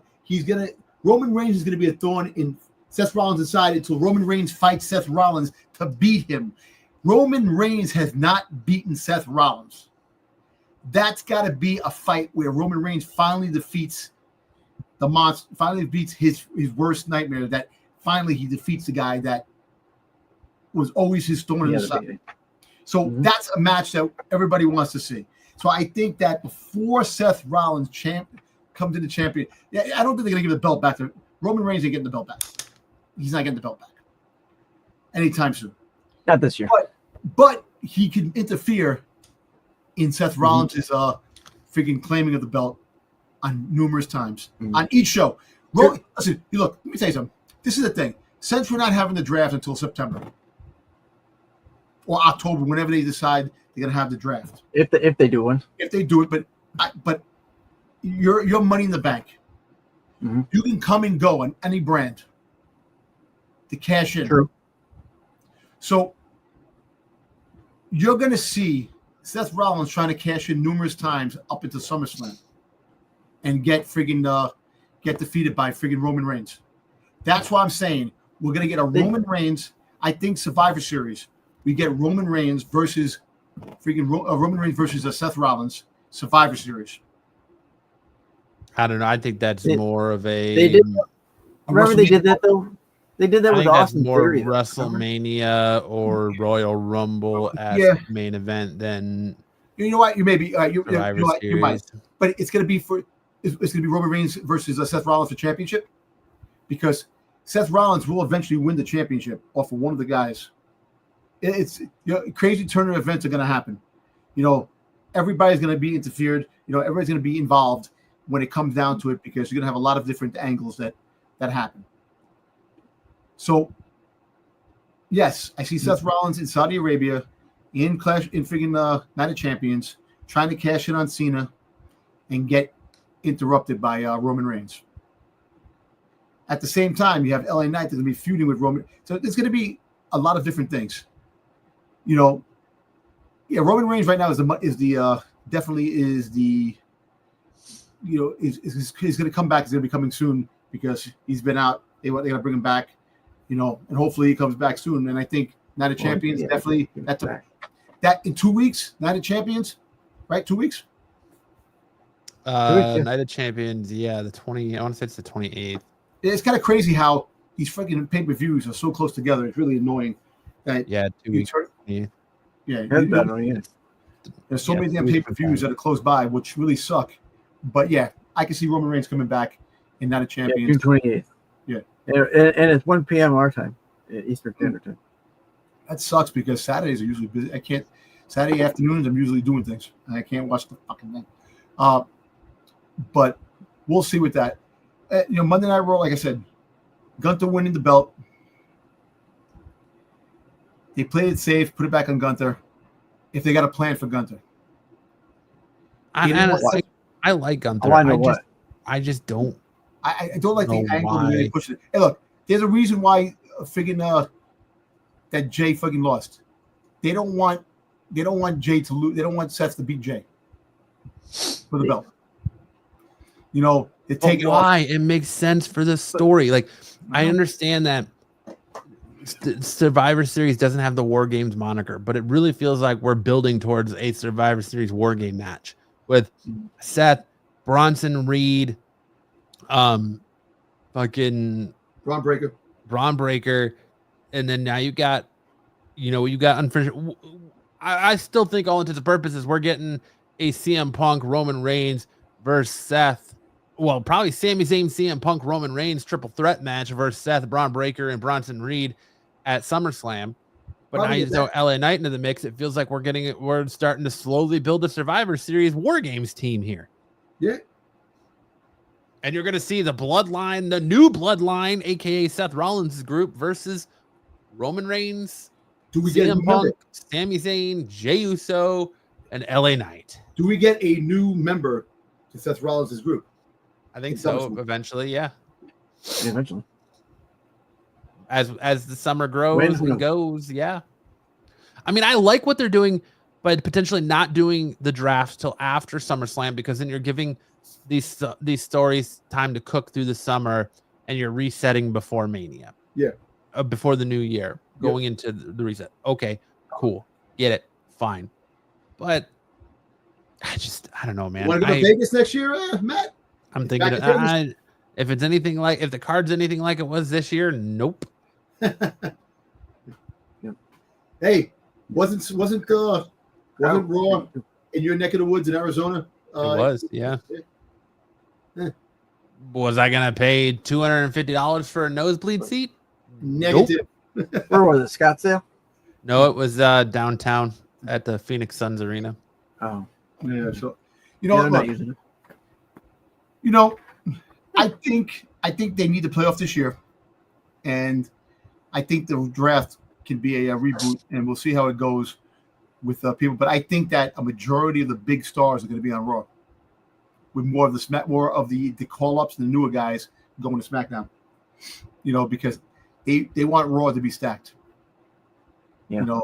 Look, Judgment Day is breaking up. There's going to be 2 Judgment Days. Oh my God, that's a slow burn too, dude. What about the Austin Theory and freaking goddamn? That's taking forever too. Yeah, I saw a video today where someone said yes, they've been breaking them up for so long that the Bloodline broke up. Yeah, Jacob Fatu debuted, broke up the Bloodline, and won the United States Championship, and now the entire time that these two have been breaking up. So Theory and Waller have been breaking up. I think Waller. I think it's going to happen now, because now they're to the point where they're showing them arguing with each other in backstage segments. And then he just showed Austin Theory shake the hand of a guy he fought that he lost to. Then he didn't turn babyface. So I think it's going to happen very soon. Very soon. That's just crazy, but it's funny though. Which I think Austin Theory needs to go and come back, because he's still got that moniker of being Vince's boy, and as long as he's got that moniker of being Vince's boy, like Drew McIntyre once had, Yep. I don't think he's going to get a fair shake in WWE. I really think Austin Theory needs to leave and come back when, that whole like Vince's boy thing is gone, because they don't mention that for Drew McIntyre anymore. So hopefully you would think that I feel bad Austin for Theory would get the same shake I really to get feel out. bad for Austin Theory because I think Austin Theory was a great talent. He was doing good when he was wrestling. He's a good wrestler. Yeah, he is fantastic. He's a good, and when they had him in top storyline, he was fun. He had charisma. He had he was good on the mic. He did all so hopefully you're right that he does go. See, that's another thing too. I can see next cuts, Waller and Austin Theory getting cut. In next line of cuts. But back to Roman Reigns real quick, just so no one gets excited. I mean, there are reports that Roman's not coming back until right before SummerSlam. So I don't think he's going to be in Saudi Arabia at Night of Champions. They have him on the poster for SummerSlam. So yeah, I think he comes back right. It's going to be just like last year, where he comes back right before SummerSlam. Yeah. But all right. Is there anything else you wanted to touch on for news? No, let's there is one, but I can work it in. I'm gonna try working in later when we talk about Raw a little bit more. Let's go ahead and review. Let's talk about Money in the Bank, and then we'll get into SmackDown. I don't even know if we need to review SmackDown. I feel like we kind of hit the highlights on it already. Yeah, I know. We did. We kind of did. Yeah, I think the only thing I was gonna kind of bring up, I posted in the chat about the NWA getting that Roku deal. I don't know how you guys feel about NWA. I watch it. It's a good deal, but like, who does NWA have? I watch them from time to time. I think their product is good, but it's not caliber like you get like with WWE, and even lesser as AEW or TNA. I think like any indie promotion, they have good wrestlers, but nobody knows their name because they're not top brand. Like you can have someone good in New Japan, and they come over here, but the crowd here doesn't know them because they don't follow New Japan. So I think it's going to be a good deal for them. Hopefully it puts them into more of a limelight, like it did with AEW for a while. So when they got that TNT deal. Let me ask you this. Saturday, the 15th is Triple Mania. Triple Mania. Yep. Cracker Cup. Yeah. Where can we have they announced where you can watch that yet? No. I think it's on Fightful. Is it going to be on YouTube? No. Is it Fightful or one of those pay-per-view channels? I can't think of which one it was. AAA being it's going to be on Max. HBO. Yeah, Triple Mania 2025 specifically. The Triple Mania is currently unavailable to watch legally outside of Mexico. In Mexico, it is broadcast on so it's only broadcast on Max in Mexico. As a result, fans outside of Mexico may need to explore alternative options like using a VPN or potentially resorting to piracy. Why isn't this on?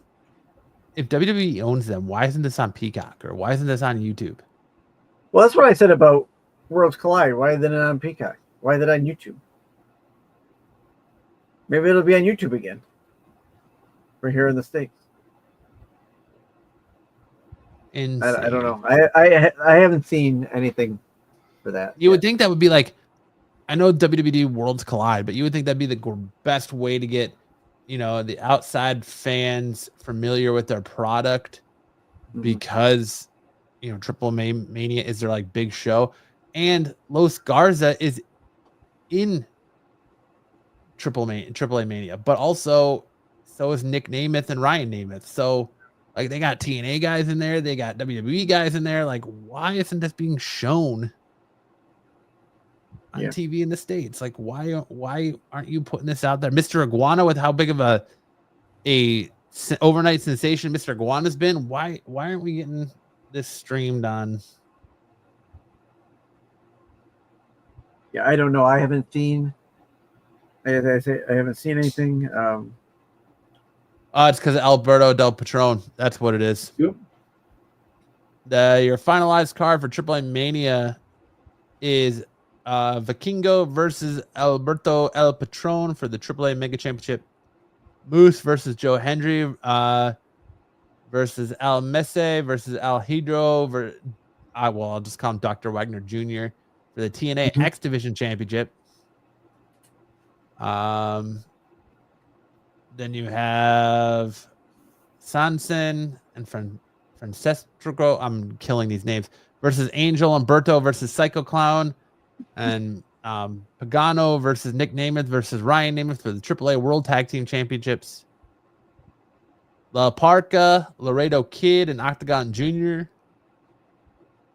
Versus Los Vipers. Yeah. Abismo Negro, Taurus, and Hysteria. That's what make up Mr. Iguana. Come on, man. Anyways, all right, let's talk Money in the Bank and Worlds Collide.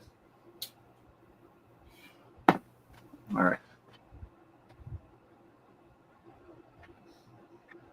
right. Just as a reminder, our 10-point system: 10 points per match, winner call, pinfall, other. 10 points, any interference, etc. There really wasn't. I don't think we've had much in that way that really anybody called. So, first out of the chute, Octagon Jr., Aerostar, and Iguana defeated the LWO and Dorado.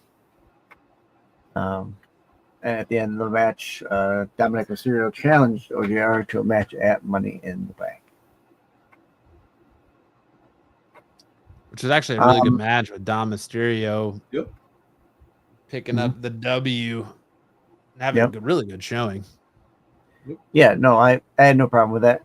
I'm a little concerned with the whole Iguana moving him over to WWE. I think, much like the people having concerns about Ron Killings, I have concerns about this and how long the flash in the pan is actually going to stay.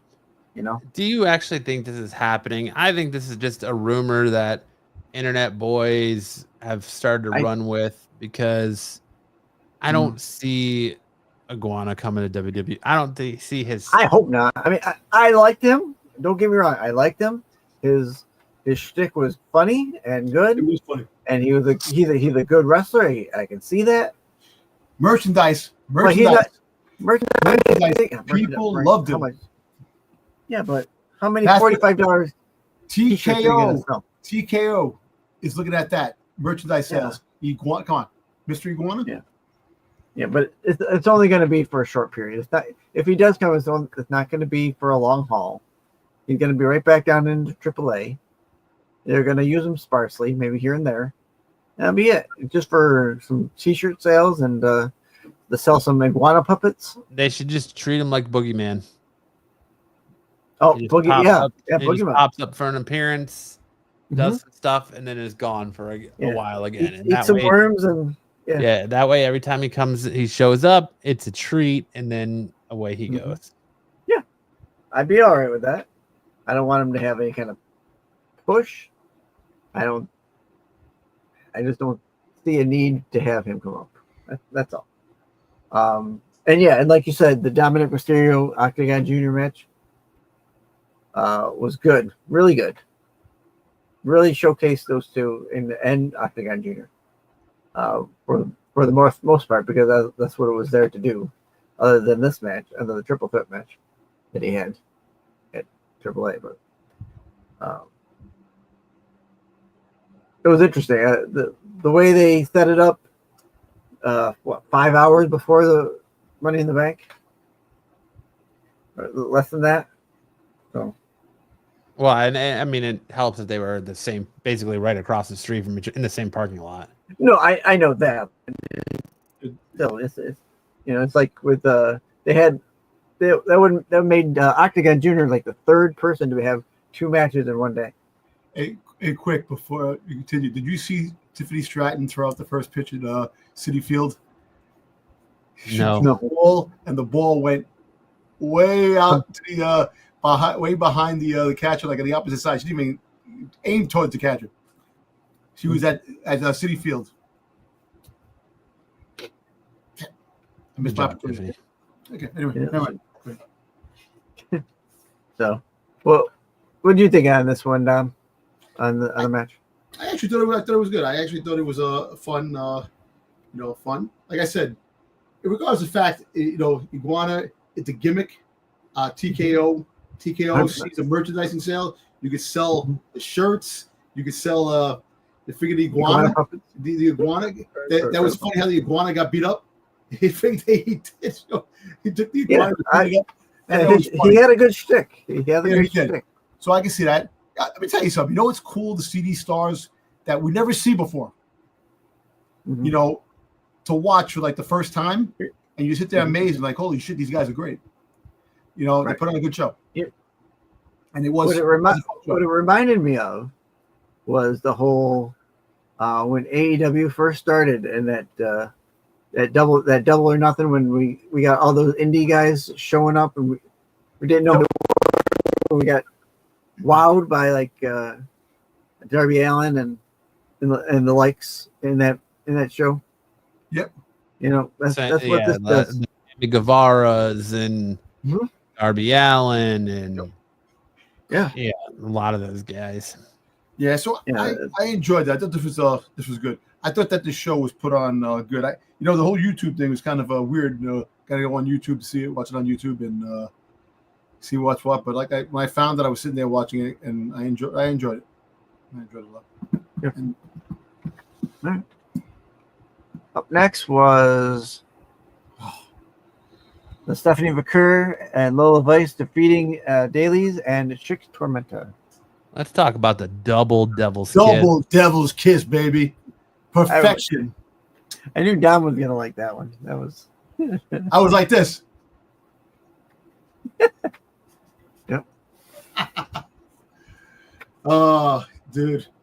Listen. I'm telling you, man, they're gonna be making t-shirts. Definitely Stephanie McCurr t-shirts.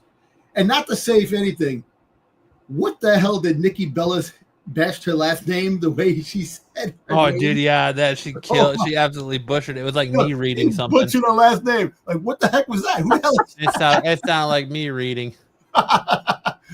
No, but Stephanie McCurr. Look at McCurr. The way she said it. But McCurr. Listen, let's put it this way. Lola Vice is on her way up. Apparently, there's a lot of rumors of her coming up to the main roster, this and that. And she'd be a very good acquisition, to the main roster, this and that. I thought it was a good match. Listen, let me say, Stephanie McCurr is a workhorse. You could see her work, that she loves what she's doing. She loves the fans. Like, I always love her smirk. When she has a smirk, when she's about to do something, and she's doing things that you can see that she's enjoying herself, and she likes to put on a show for the fans. And look, she knows that the fans are looking at her ass when she's doing the Devil's Kiss, and she loves that. She loves that. Dude, that's my favorite thing, when she goes for the Devil's Kiss, the setup, and she gets a little smirk on her face, and she's got like a little piece of hair that she flips, and then all of a sudden she flips it and does the one, and then she goes right into it. Yeah, I like that. And it was a double pleasure, double fun, watching both of them do the double Devil's Kiss. I thought it was a good match. I'm telling you, man. She, like I said. Why isn't she in the Queen of the Ring tournament? Well, she is. No. Yes. The freaking what's the name's not in it? Julia's not in it. She's in it. Julia's not in it. Because Julia's gonna win. Yeah. The U.S. Championship from. I knew that. Yeah. Yeah. McCurr is in with Asuka, Rodriguez, and Ivy Nile. Yeah. Oh, next week. Yeah, next week. For some reason, the Fatal 4-Way format has me.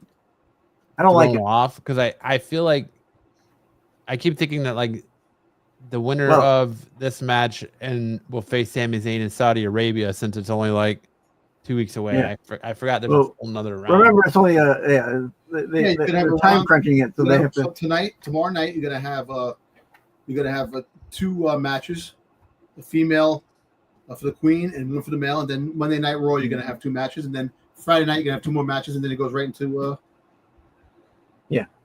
Then Yeah, I prefer the one-on-one breakdown bracket wise than the Fatal 4-Ways, but because of the time crunch, they have to do the Fatal 4-Ways. and not for anything, watching this fight, Dailies and Chick Tormenta, to see those girls in action, to see what they can bring to the table. It's always cool to see that wrestlers that you've never seen before. Yeah. Sort of thing. And I thought it was a good match. And I thought, it was a good match. It was well fought match and very entertaining. I do say so myself. Yeah. I mean, you've already said, Bakur, very good looking. I say no piece of crumb cake on the floor either. Lola Vice. I'm telling you both. Listen, Lola Vice was a UFC fighter. And then she went to wrestling. So she made a name, doing her thing, doing her freaking twerking. That was her. Yeah. Okay. So you got that like twerk on SmackDown, like a Shakira shake. Yeah. So it was a good match, and I actually think that these two are definitely going to have. I think Lola Vice goes to Raw because Raw does need women. They do need some women. On they need some tag team. Yeah. Tag team. Well, tag team. Listen, I actually see Stephanie. I think Stephanie Vakira is going to wind up winning the tag team championships. That's going to be her first championship. They always do. In the main roster. You think so? I think it's going to be the Women's Intercontinental Championship. I think You think? Listen, Evolution is coming out. I don't think they're going to put that on her right away. Julia, I think, will win a belt first before she does, and I think they're going to. I'll tell you who's winning the Women's Tag Team Championship. Bringing Nikki Bella at Evolution. Oh yeah, because Liv Morgan already set that up, and Yep. It already came out today that Brie Bella is in talks with WWE to come back. So I guarantee you, Brie and Nikki Bella win those titles off of her and Raquel Rodriguez at Evolution too. Yep. And I think Roxanne Perez will be the reason why. Probably. I will. Yeah, not she's been doubt you screwing on up lately, right? I will Because not. she won the Queen of the Ring. She freaking screwed Liv, and Liv is pissed at that. They're going to have battles back and forth, so she's going to come out. I will not disagree with you, my friend. All right. Nice picture, Styx. I can't even tell who's in the ring right there. Exactly, right? What is this fucking Yeah, goddamn that was the best one I can get of them. What are these like- muscle men? Did you just take a close-up picture of your muscle men?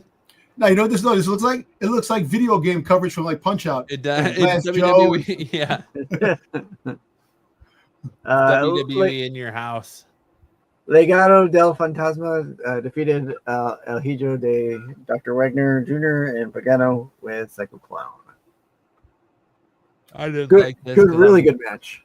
I like Psycho really good Clown. I wish I like Pagano and Psycho Clown. I wish they would have won, but Yeah, I know. Mm-hmm. Hey, listen, it gives a little bit of leverage to Del Fantasma. They haven't won a lot. They got to be utilized a little bit better. Look, I can honestly say that they're a good cohesive, tag team. Without the. Did you say they're good queefs? No. I said cohesive. Cohesive. Cohesive. Oh, it's the way I say. I was like, what? Good queefs? What are we getting at here, Dom? Nah, I think that they're a legit tag team. When they tag team with each other, and I think they're formidable players if they put them in a good storyline and good stuff. I could see that since AAA is owned by TKO and WWE now, that these guys, El Hijo and Dr. Wagner and Psycho Clown, you can see them showing up on some Raws and some SmackDowns in the future. So, yeah, it was good. Great. Very good. Up next, Ethan Page retains his North American Championship for NXT against Javon Evans, Ray Phoenix, and the Laredo Kid. I'm happy, but pissed at the same time. Because if he would have lost, his main roster push would have been even better. Dude, I was shocked by the outcome of this one because I thought for sure Javon Evans would I win this know. match. I thought so too. But you know Ethan what? Page won in a very Ethan Page fashion. Like I said, if he's going to win, it's going to be like on someone else's accord, and that's pretty much what it was, is that he came out of nowhere to secure the pin and win. So, look, I'm going to tell you this. You know, unpredictable. He won here. He could lose at a pay-per-view. It's going to be happening very soon when it comes to another pay-per-view. So, but I'm happy he won. Hey, listen, I said I'm a big supporter of Ethan Page. And, you know, I want him the main roster. He should be part of Seth Rollins' group. I'm going to keep saying that. You know, put it out there in the ether. You know, I don't. Hopefully, it does happen, but I don't know. We'll see. But this was a very good match. This was a very entertaining match. I enjoyed this match. I did as well. I wanted Devon to win. Ethan, like Matt said, the way he won it was an Ethan Page fashion. So you know, it's funny. We all picked Javon Evans winning. You know, we all knew that the Laredo Kid is not going to win. You know, Ray Phoenix wasn't going to win. You know, we all said that Javon Evans because he's the most logical guy to win the win. But you know what? They had other plans. Yeah. Yep. All right. This was a fantastic. It was fight. Match of the year, 100%. Yes, it was, man. Yep. No, I have to applaud Chad Gable. Absolutely. My man is working double overtime. You know, he's doing things. And I'm telling you, man, if that man is not a champion down the road with something, I don't know what WWE is doing. You know, we joke around. You know, Chad Gable's been around for a while, but the work he's putting in the last couple of months, and this fight, this match here, come on, by far, like the best match of the year that I've seen. And Chad Gable definitely on a pedestal of like awesome, man. And that's all I can say, man. That he put on a phenomenal show. Chad Gable can't beat luchadors, but he sure as hell can put on incredible matches with them. Oh, hell yeah. Hell yeah. I mean, look at how he was manhandled, and I will say manhandled, on Friday Night SmackDown. I know. Dude. And then he still did 2 matches. He got destroyed by Braun Breaker. Yo, dude, I didn't know that Braun Breaker get even higher. He's gonna jump at the end of the freaking goddamn the end of the just as he comes in, he's gonna jump. That's how far Braun Breaker keeps coming. He's gonna jump from Gorilla to the ring and knock someone out. You're just gonna see him come flying out of Gorilla like Superman down and just catch a draft down the entranceway. Exactly. But Chad Gable, I'm telling you, man. Like I said, awesome fight. This was by far the really exciting and fun match. So, and I will still say, I think Matt has said this before. Correct me if I'm wrong, but Gable should have been the one to beat Gunther when he had that feud with him. 100%. Yeah, for the Intercontinental Championship. Yeah, which again, they did the same thing to Jay there. Jay beat Gunther for the Intercontinental Championship. Jay lost to Gunther with the Intercontinental Championship. Sorry, it was Braun Breaker. I apologize. Braun Breaker did it twice. So, you know, he still lost. Yeah. Yep. All right. Here's our reveal. Matt. So because of the Dominic Mysterio match, yes, Dom, you put it in the chat that you were going to take Dominic Mysterio. I think we all would have, but we didn't have, since we didn't talk about it on the show. I gave everyone that extra 5 points. And Worlds Collide. You gave everyone an extra 5 points in Worlds Collide for Dominic Mysterio? For no, what did I give it? Money in the Bank. Money in the Bank.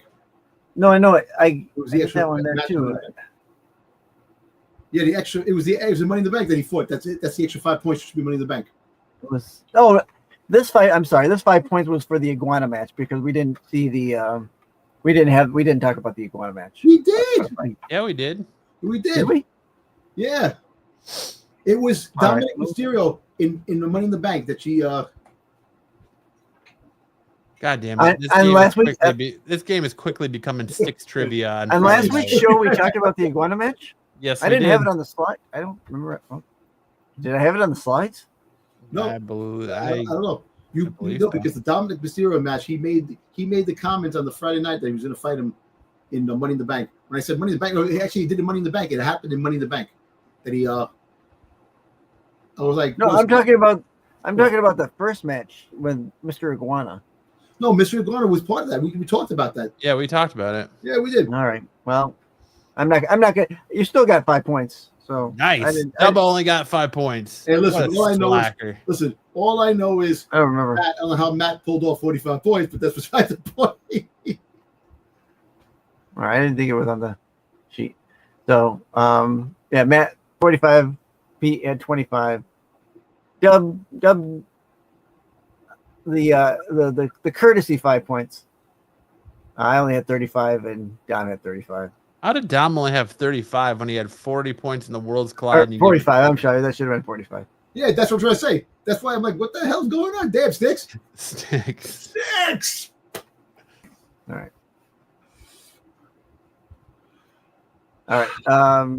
Money in the Bank. Becky Lynch defeats Lyra Valkyria. We all saw this coming. We all saw this coming. Not surprised. It was not a contender for match of the year, though. We all thought, well, it was a solid match. It was a good match. Lyra and Becky have had good matches. Yes. Becky is out there definitely carrying. She's doing great heel work. Dude, let me tell you something. Who thought, oh my God, freaking goddamn, this girl is back on Monday night. Freaking Bailey. That outfit was came back. Which people saw her around Phoenix, so I knew she was going to be back. Yeah, she was coming back. But, she's good. So that's going to be a triple threat match. You have a triple threat match, which this is another thing. Why is Valkyria still in the fold? That's it. You lost the belt. That's it. You shouldn't go back for the belt. Let it be Becky Lynch fighting Bailey now.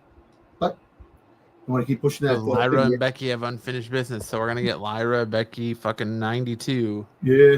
And listen, and then now that Violet's a little pissed off that the Bailey came back now, and the look at her face when she came back on Monday night. Yeah, Lyra did not like Bailey coming back. Huh? Nope. You stuck your nose in my business. And now I gotta make you my business. And you called my husband a geek freak. And she just said, freaking Becky keep calling my hot husband. Yeah. Nah, so we all knew that she was gonna win. Ouch. What you doing, Styx? Trying to go back and do remedial math again? Let's see what I did here. 3. Where did I give you this 5 points at?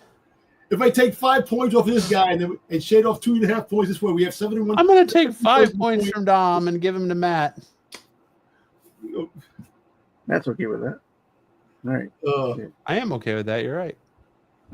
All right. Up next was female Money in the Bank. Naomi grabbed that briefcase. Why do you have her like yelling? Like she looks like she's like Donna Summer singing. Donna Summer. Yeah. I didn't think she would win, but I understand. I think I agree with Matt why she's winning because of that whole that push that she wants and blew my opportunity when I it came get to it. this. Yeah. I should have took her to Naomi too. Matt was on the money with this. Naomi was the only pick in this.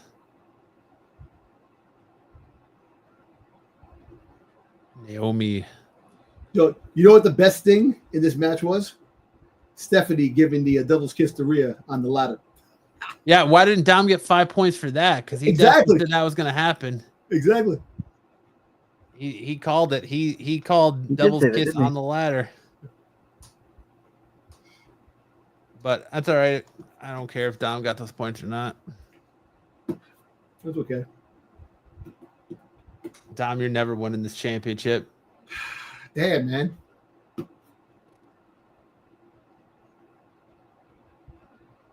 Styx is doing it. Styx, you must have been lost in the time tunnel. My head has been in Whoville. Too much Doctor Who. Whoville. In last minute mode here at work. So Yep. Dominic Mysterio retained over Octagon Jr. Good match. Yes, good match. I tell you, Dominic, I wish this is the thing. I don't like the way WWE utilizes the championships. Every pay-per-view, they should be fighting. They should be in feuds. You're a champion, you should be in a feud. Regardless of the fact. And every pay-per-view should have all the participants who are champions on.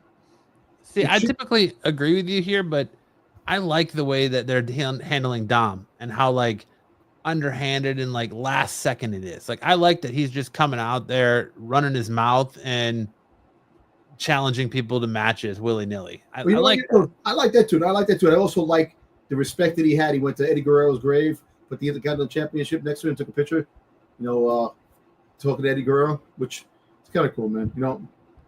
Like I said, everybody praises Dominic. He's that's his Uncle Eddie. You know what's crazy? He's young, but he's been around forever. If you think about it, since a kid, he's been making his presence known, man.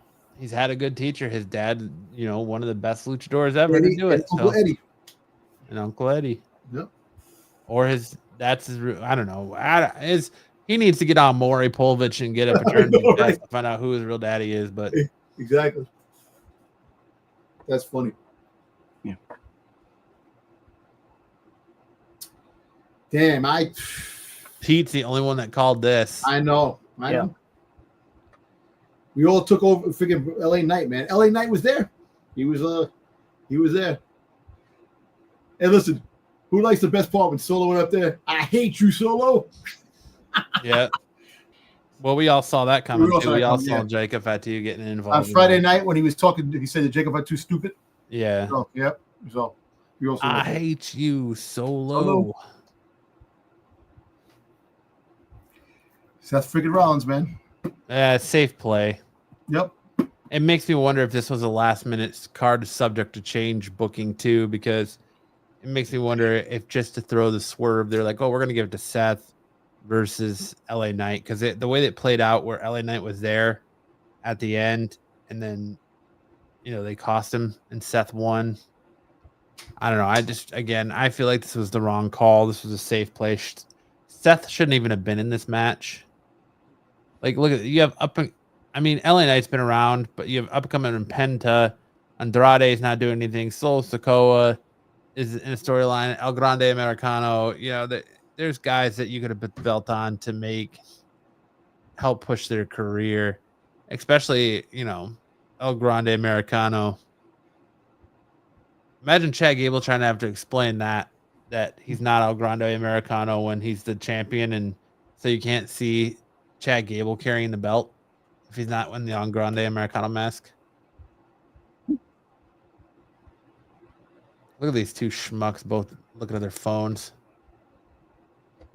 I'm trying to fix this. You're not fixing anything. But all right, Seth wins. What else we got? And next was the Cena. Cody Rhodes, the Jey Uso defeat John Cena, Logan Paul. Ron Truth Killings interferes.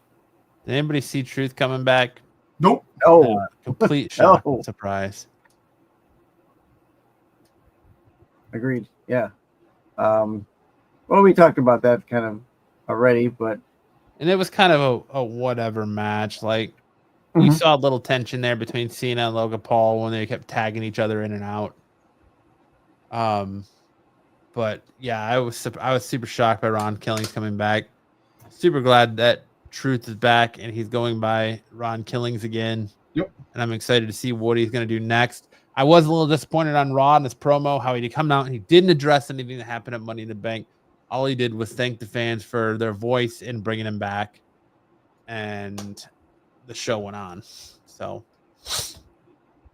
but again, we know that John Cena is going to win these matches by any means necessary until he's ready to lose the belt. So it's fun to have Truth involved or Ron Killings involved. Yep.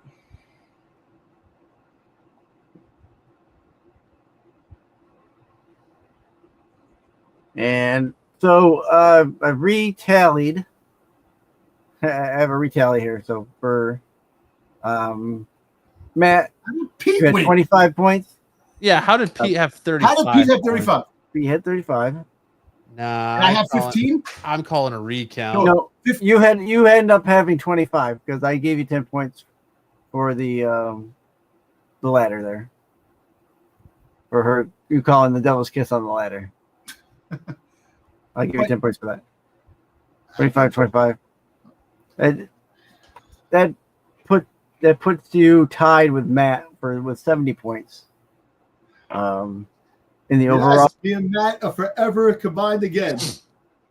Nah, So- see, I think that's some. No, I don't think it's bullshit. I think it's right. I don't know. There's some shenanigans over this. I'm the only one that called Naomi winning the women's match. The only match the only match I called wrong was the men's ladder match. Mm-hmm. So how did Pete have more points than me? That means he had to have called every single match right. Pete had more. In each. He had 3 right. So he had 3 right in Worlds Collide, and 3 right in Money in the Bank. Whereas you had. I had 45 points going into Worlds Collide or going into Money in the Bank. You actually had 50 at Worlds Collide. Okay. Yeah. And then 20 at Money in the Bank. So what? The matches are 10 points apiece, right? Right. 10, 20, 30, 40, 50. There's 50 points just on matches alone. You had Cena Paul winning. No, I didn't. Oh wait, yes I did. Yes I did. Yes, you did. Yes, you did. You're right. I took friggin' Jay and friggin' right. Yeah. I think, Yeah. Jay, You and me both took Jay and Cody. no one picked Ron to come back. Friggin' all truth. So Well, Okay, so then there's that 40. was off the cards because he had been released. So then that's 40 for me. If they're 10 points off, because hold on. Matt, don't worry about it. We tied. Next paper. Now you got me doing sticks math. Friggin' Night Okay, of Champions. so Night of Champions is coming. hold on. 10, 20, 30, 40, 50. Okay. Mm-hmm. Called this match 50. right. Called this Yep. match. Called this match. This week I got an extra 5 points for him. So okay. So take You 10 could have an off. extra. So we got 5. So that's 45 right there. Mhm. Okay, minus 10 because I called out wrong Seth. So Right. that's 35. Mm-hmm. Okay, that's 25. So okay. All right, I'll give it to you. All right. Yeah. I still don't think Pete Listen, got 35 points, but but we're still co-champions. nah. Yeah. Yeah. Well, let me find where he put in. You guys talk so much in the chat. I gotta go back so far.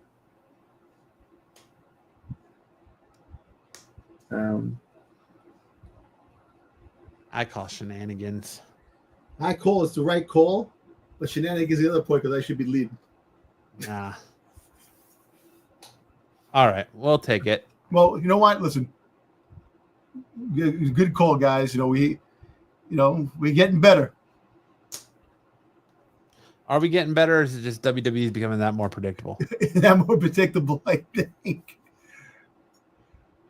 Well, we didn't. You know what's not predictable? Styx' math. Yep. That's Styx, true. well, Styx is trivia. Styx is math. It's awesome. All right. Nah, Styx, we love you. Don't worry about it. Yeah. So Pete had Lyra over Becky, Yeah. which didn't happen. Naomi winning. Okay. Seth winning. And he had Cena Paul winning, which didn't happen. So he had. You know what? It's all right. Don't worry about it.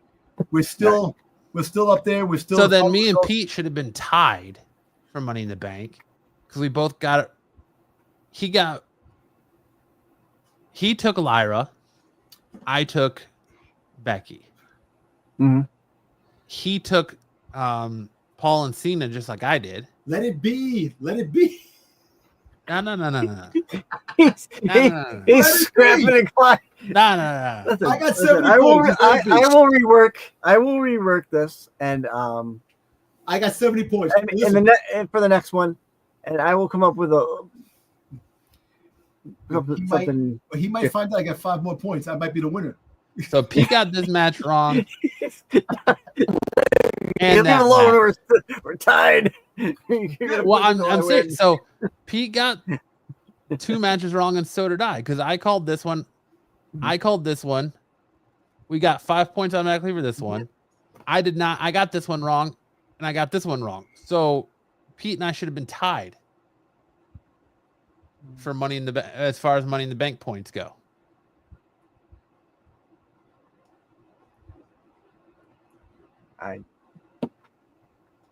You don't know how to math, Styx. Maybe. Well, I will say that my math skills were not on point. I found the discrepancy. I have 85 points. Quit adding points to your total, Dom. You do not.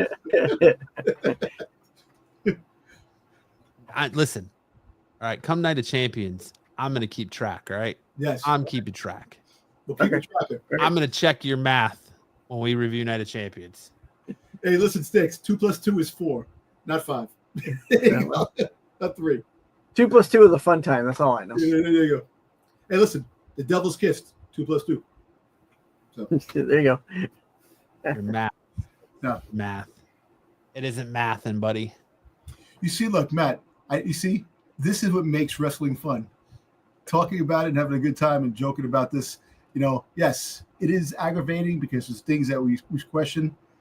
But as I always says, friggin' just believe in the system, believe in the journey, and see what happens. You know, just hopefully it leads to bigger, better things. You know, I'm hoping SummerSlam we get the appearance of Brock Lesnar to help Roman Reigns take down Seth Rollins. Dude, I think every That's time a pipe dream right there. I think every time Dom says that Brock Lesnar is going to come out for something and he doesn't, Dom loses points. Yep. I should, right? Start taking every week. Dom's like every PLE. Dom's like, "Well, Brock Lesnar gonna come back." Dude, Dom, Brock Lesnar's not coming back. He wouldn't be getting. Brock Lesnar's gonna come back. He wouldn't have any points because every match he's like, Roman Reigns is coming back here. Yeah. Roman Reigns is gonna come back here. Listen, between Roman Brock Reigns come Lesnar, back here. between Brock Lesnar and Ethan Page, I'd be freaking going 0. And Goldberg. And Goldberg's And then what I think's gonna happen is that Roman Reigns is gonna come back. He's gonna go cash in, and you know who's gonna stop him? Roman Reigns, Brock Lesnar, Brock Lesnar. Brock Lesnar's gonna come back. Brock Lesnar. Nah, dude. Nobody's coming back. Listen, They're gonna be a clean slate pretty soon. The way they're cutting. that's funny. Oh well. All right, you want to talk about the Raw after?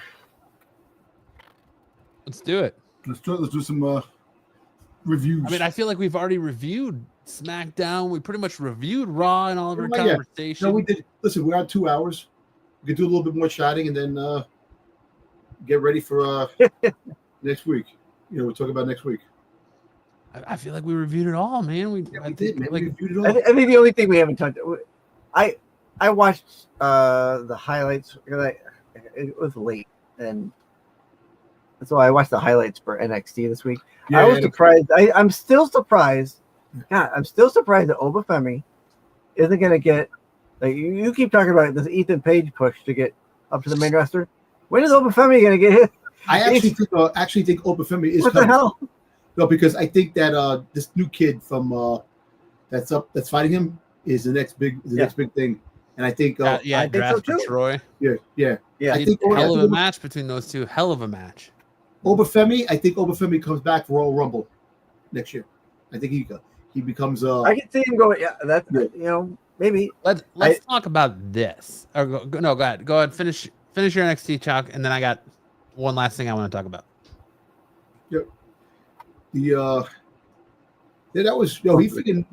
What's that kid's name? The one that freaking manhandled freaking Obafemi. Jasper Troy. Jasper Troy. Yeah, Troy. That guy's a beast. Mm-hmm. That guy's a beast. Yeah, I agree. I think whether he's the next big thing or not, I don't know. I think he's going to be good for NXT when Obafemi does get his push into, because he's another big guy. You like that'll take his big guys, don't you? Well, that's why I think Odyssey Jones will never come back, because I think Obafemi is going to be the next. There's Dom's next one, Odyssey Jones. This is the second time tonight he's mentioned Odyssey Jones. Odyssey Jones. Once before the show started, and this is the first time during the show he's mentioned Odyssey Jones. I think we have a better chance of seeing Osmosis Jones before we see Odyssey Jones. That's it, man. Dom's if really pushing that Odyssey Jones. Yeah, come on, man. You know. Break, man. Yeah. Where was I gonna? God, now it just flew out of my head. We should have all these listed. The one girls match there. Not the girls match. The Don's match for that. Tony that D. That was. I hope they end that rise quick. They need to get that over quick, because I think they had a good thing with him, and being the whole mafia kind of back thing. Once they started breaking it up, they got to break it up. They got to learn to break things up quicker. Hey, what's up, know what they're Fletch? doing. What's up, man? All right. Hey, welcome in, Fletch. I like Fletch too. So. I don't know. I thought NXT was kind of boring this week, other than. Well, you know why? You know why NXT is down now? Because freaking Julia's not there now. Julia and Stephanie aren't there. So it kind of like I can't see someone's ass bouncing off the mat and hear Booker T go, Yo, you have a double Julia. Yeah. I put my sweatpants on this week for nothing. It's like this. It's like this. You get a rise. Dom's definitely not rushing for the. Dom's definitely not rising for just the Judgment Day. Fletch says they rushed the main call-ups on the women's side. You think so? I think Stephanie was ready. Stephanie's been ready. Julia maybe. Yeah, Stephanie was for sure ready. I think the whole thing. That's one thing. I know Stephanie. You see the NXT lost Roxanne and Julia. Yeah. What? Exactly. Well, once you're right, and that was a big part of NXT. Well, think about it though, because we said that she was going to drop the belt to Jordan Grace at Battleground. Didn't, but then loses it and goes up the very next NXT. He lost it in a regular freaking show. So that's what they did on Raw with Jay. He lost it to Fletcher's point. Fletch, I'm going to help you out here. To Fletcher's point, it was rushed because at the end of the day, they had to. We had the injury, and so they did have to rush it to bring her up. The Julia thing. I think it was a contract thing. I think because it was kind of weird. She came back the next week. Oh, I got to take some time off. It's just, She's gone for about a month. Yeah, she was gone for a month, but I think that it was more of a contract thing. There's a good one. What do y'all think of? God, they can't think of her name now. What's it? Monet? No, what was her name in Mariah May? Now being called Blake Monroe. Yep. Yep. I like the Timu Timeless. You're not wrong. Yeah. Okay. Yeah. Hey, you know what? Listen, I'm telling you, they're gonna try different things. See what happens. Like I said, the division, the women's division is still good. There's a lot of talent because Jordan Grace is coming up too. So you gotta have the division. You have all those kids that are coming up from Evolve and Evolve, what I'm saying? So you got some good stuff. Like I said, the draft they're gonna deplete a lot of the women and men in NXT, and you have the new people coming up. So yeah. I think Dom should lose 5 points every time he mentions the draft too. Oh, so no one, man. Ding ding ding. Whammy. Fletch said I'd have Jordan stay at NXT for a while, be NXT champion, call her up next year. That's a good call. It's the same thing, but I think that it was either going to the main roster off the bat when she signed, or staying in NXT, going to NXT to learn the WWE ways, because you got to understand that the WWE has their own type of wrestling ways of wrestling. So if you're in another organization, you come over, you can't just jump in and know everybody's thing. You have to know the type of wrestling that they do in WWE to fit into that. And listen, we've said it ad nauseum on this program that NXT, well, up until kind of recently, quite frankly, has been the better brand. Yep. When it came to the 3 shows. But I think they had to. Like, Stephanie was always going to get called up because they offered her the ability to either go main roster or NXT before she even signed. Did it. Her wrestling status is great. She did it because of her English. She wanted to learn English, Yeah. And then, so we always knew she was coming up. But then I think, like I said, the release of Dakota Kai, and then the releases of when they released Shayna Baszler, and Zoe got hurt. Zoe got hurt. Yeah, and then Zoe got hurt. So they had to replace. So it makes sense that Roxanne, I think, was always going to get called up, but I think them releasing Dakota, they had to fill that spot with another woman, so that's why they called up Stephanie. Julia going to SmackDown is 100% because Zoe got hurt. 100%. You might be right, Fletch. Ricky Saints. That's actually the perfect angle in the main roster. Seth Rollins equals revolutionary. Ricky Saints equals revolution. Must be televised. See where I'm going? 4th member. I'm sure Dom's right in the same boat you're paddling in. I know. Hey, listen. I'd rather have all ego friggin' Ethan Page show up. Was always my 4th member. I've been saying that for months. Months, weeks, whatever. How long? Every match. Dom and Fletch are paddling the same canoe. There you go. What I want to talk about last thing. Yeah.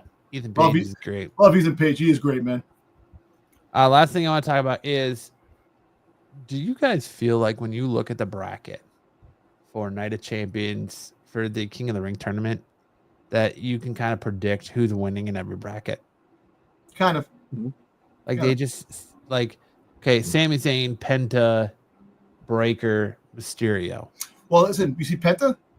It looks like he got legitimately crushed. Freaking Karrion Kross should be it. But did you see Penta get hurt? He got hurt on Monday night. Don't know what the extent of the injury is. He got hurt, legitimately hurt. So could that be, if he's not able to perform in the King of the Ring, we see Karrion Kross? Imagine it's Sami Zayn versus Karrion Kross at the end of the end of the battle. Well, they already have the next Raw with Sheamus, Rusev, Bronson Reed, and then a player to be named later. Who do you think the player to be named later is? Dragunov. You think so? I think he comes back. Dragunov? Yeah, Dragunov. I think if you say his name, he'll appear. Yep. I believe in Joe Hendry.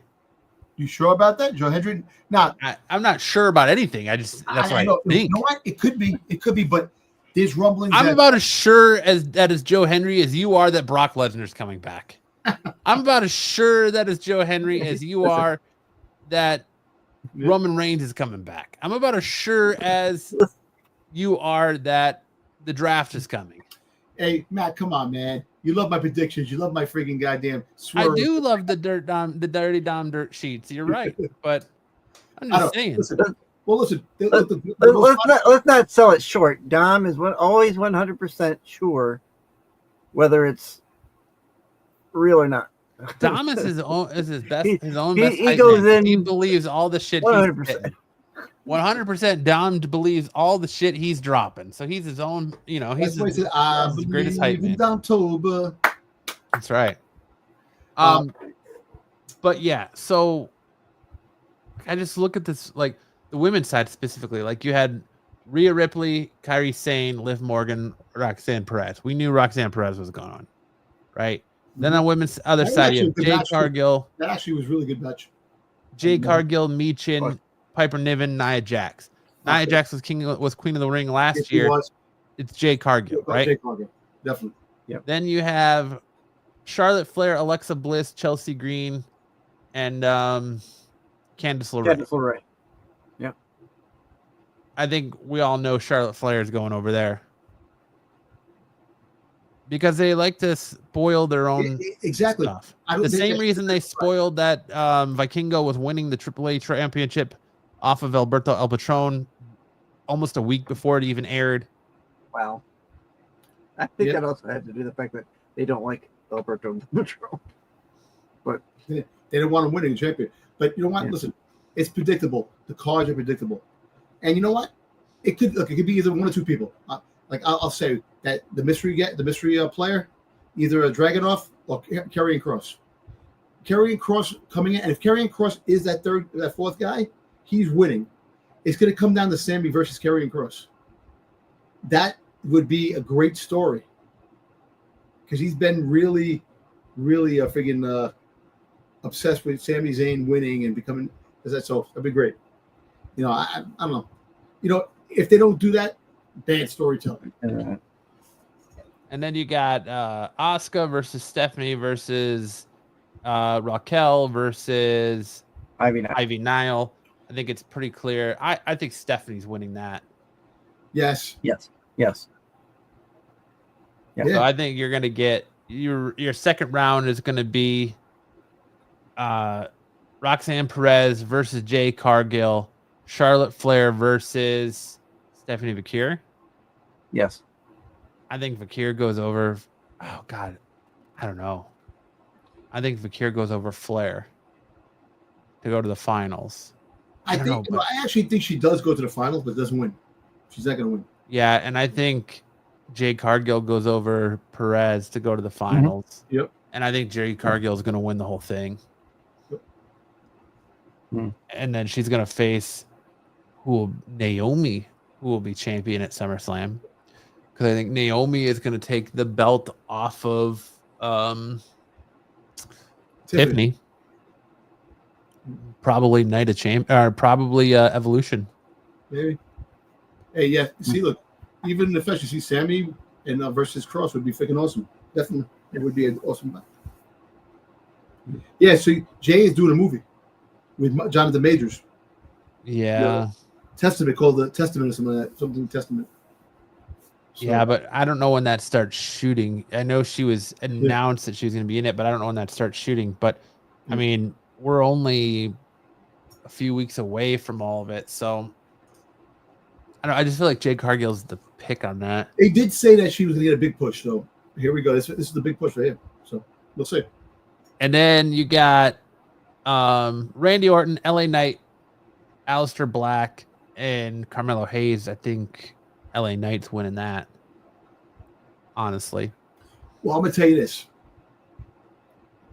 So SmackDown, So SmackDown is the it's gonna be freaking SmackDown is Cody Rhodes, Damian Priest, Andrade, and Shinsuke Nakamura for some reason.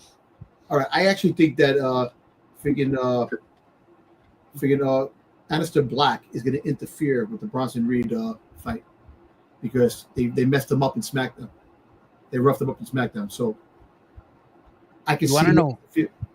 What? Go ahead, Dom. What? What were you saying?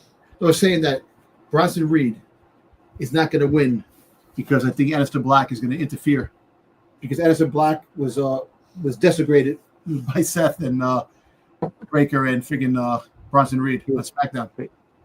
He was what? Did you say desecrated? Decimated. Okay. Decimated. Oh, decimated. I think he said desecrated. Decimated. And then you have Sheamus, Rusev, Bronson Reed, and a player to be named later, which I think is going to be Joe Henry. Yeah. Do you think they pull off? Do you think we see Cody Rhodes versus Randy Orton in Saudi Arabia for Night of Champions for King of the Ring? Maybe.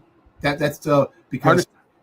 every part of me wants to say Sammy's winning King of the Ring, but it would also be a big seller if it was Randy Orton won, yeah, and he beat Sammy, and then Rhodes won, and he beat whoever. I think out of that group, either Bronson Reed or the player to be named later is winning to go to the semifinals. I don't think Bronson Reed's winning. I think Aleister Black's going to interfere. Okay, so so then at least player to be named later. I don't think it's going to be Rusev. I don't think it's going to be Sheamus. The player to be named later. No. It's gonna either be Dragunov or it's gonna be freaking goddamn freaking Karrion Kross. Yeah, but you could use Night of Champions and King of the Ring to build Cody versus Randy again for a title. Like you could use the events of that to lead us to that match because right now they're buddies. You got to have something to make them where they're not buddies. And unfortunately, like I said, you don't have Kevin Owens there anymore. Be great. Cody Rhodes versus Randy Orton, right? And again, Salvation Seth Rollins. Look at that. Hey, there you go. WWE Championship chasing. There you go. Yep. I think, me personally, you want really, really high profile matches. Cody versus Randy, which would be great because you would have that, and it would turn the tides that Randy would probably eventually become the Viper again. You know, the Viper of just taking out the opponents that, he's unpredictable. And then, again, Karrion Kross versus Sammy. To get Sammy over that edge to a point where that'd be perfect for Saudi Arabia. Those two matches right there. But sadly, I think you're going to get Randy. I think you're going to get Cody versus Sammy, and Cody's going to go over Sammy. Yep. So they're not doing the ring anymore. You got the crown, you got the ring when he beat Gunther for the crown. I forgot about the remember that ring. I wonder if they're going to do that. That's the crown jewel. Yeah, that would be defended in Perth, or no. Yeah. But Crown Jewel's not in Perth. No, it's going to be in Australia this year. I thought it was in Paris. I thought it was in Paris. No, Australia. No, that's Clash at the Castle. Yeah. Crown Jewel's in Perth. That's right. Okay. Yeah, so it'll be in Perth. No, but that's going to be in Australia this year, not in Saudi Arabia. Yeah. It's not this year, but whenever it's going to be. Because I hope they have a throw another shrimp on the Barbie, Dingo ate my baby street fight. Oh, that'd be awesome. Dingo ate my baby. Outback brawl. The Paul Hogan Memorial Battle Royal. There you go. American-made beer. Yeah. Really piss people off. Well, listen, we have Clash of the Castle, right? I mean, not Clash of the Castle. Freaking Clash of the Champions. I figured Night of Champions. Night of Champions in 2 weeks. I can't wait till we actually we pick the who's gonna win. You know what I can't wait for? I can't wait till these PLEs are a month apart. Like, I know, right? 2 weeks apart. You could have a Saturday night. Saturday night main event could be once a month. You could have a Saturday night main event once a month. 12 Saturday night main events throughout the year. You could have that. 2 months. Yeah. You could have that. And pay-per-views, you don't have to listen. You want to make 2 nights of all the big ones: Royal Rumble, Survivor Series, WrestleMania, and SummerSlam. That's oversaturating with 2 nights. But I understand if you do 2 nights, you get wrestlers that normally don't make it to the things. You can get them on, so you have an extra night. That's great. But these other pay-per-views, they have to slow down with these other pay-per-views. You definitely have to slow down. But they're dropping the house shows to make these pay-per-views so they can make money. and they're not going to fucking stop until they pay off their debt. So, Guess we're never getting it back. every week we got a pay-per-view we talk about. Yeah.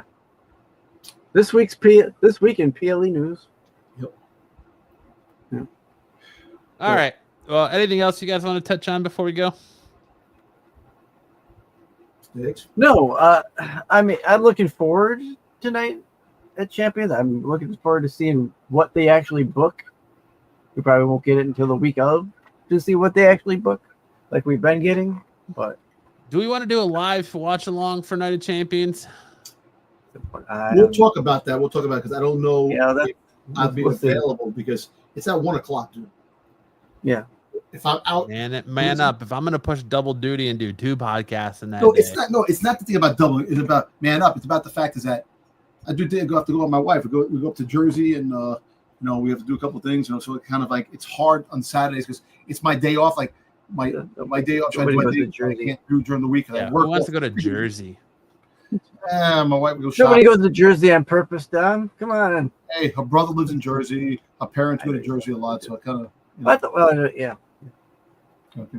I always think he lives in Ohio. Oh, but no, keep in mind I'll go solo and do a reaction on my own without you two schmucks. You could actually AI us in here and go. Whoa there, buddy. Blow your roll. I'll just have Dom saying Brock Lesnar's coming out. Brock Lesnar's coming out. He's the page. Yeah. Just You're Brock gonna start saying that on loop. You're gonna start saying that for all the female matches too. Here comes Brock Lesnar. And I'll just Brock find Lesnar's daughter's coming out. I'll just Brock find any Lesnar's daughter. pixelated image and pass that off as Styx. But You could put the great doctor from Doctor Who. There you go. Yeah. All right. Well, I think that's where we will end this week's show. Thank you all so much for watching. If you like what we're doing here, make sure to hit that like and subscribe button. Make sure to check out all the other professional wrestling content we have on the channel. And we'll probably have a link to some great stuff here at the end of the video.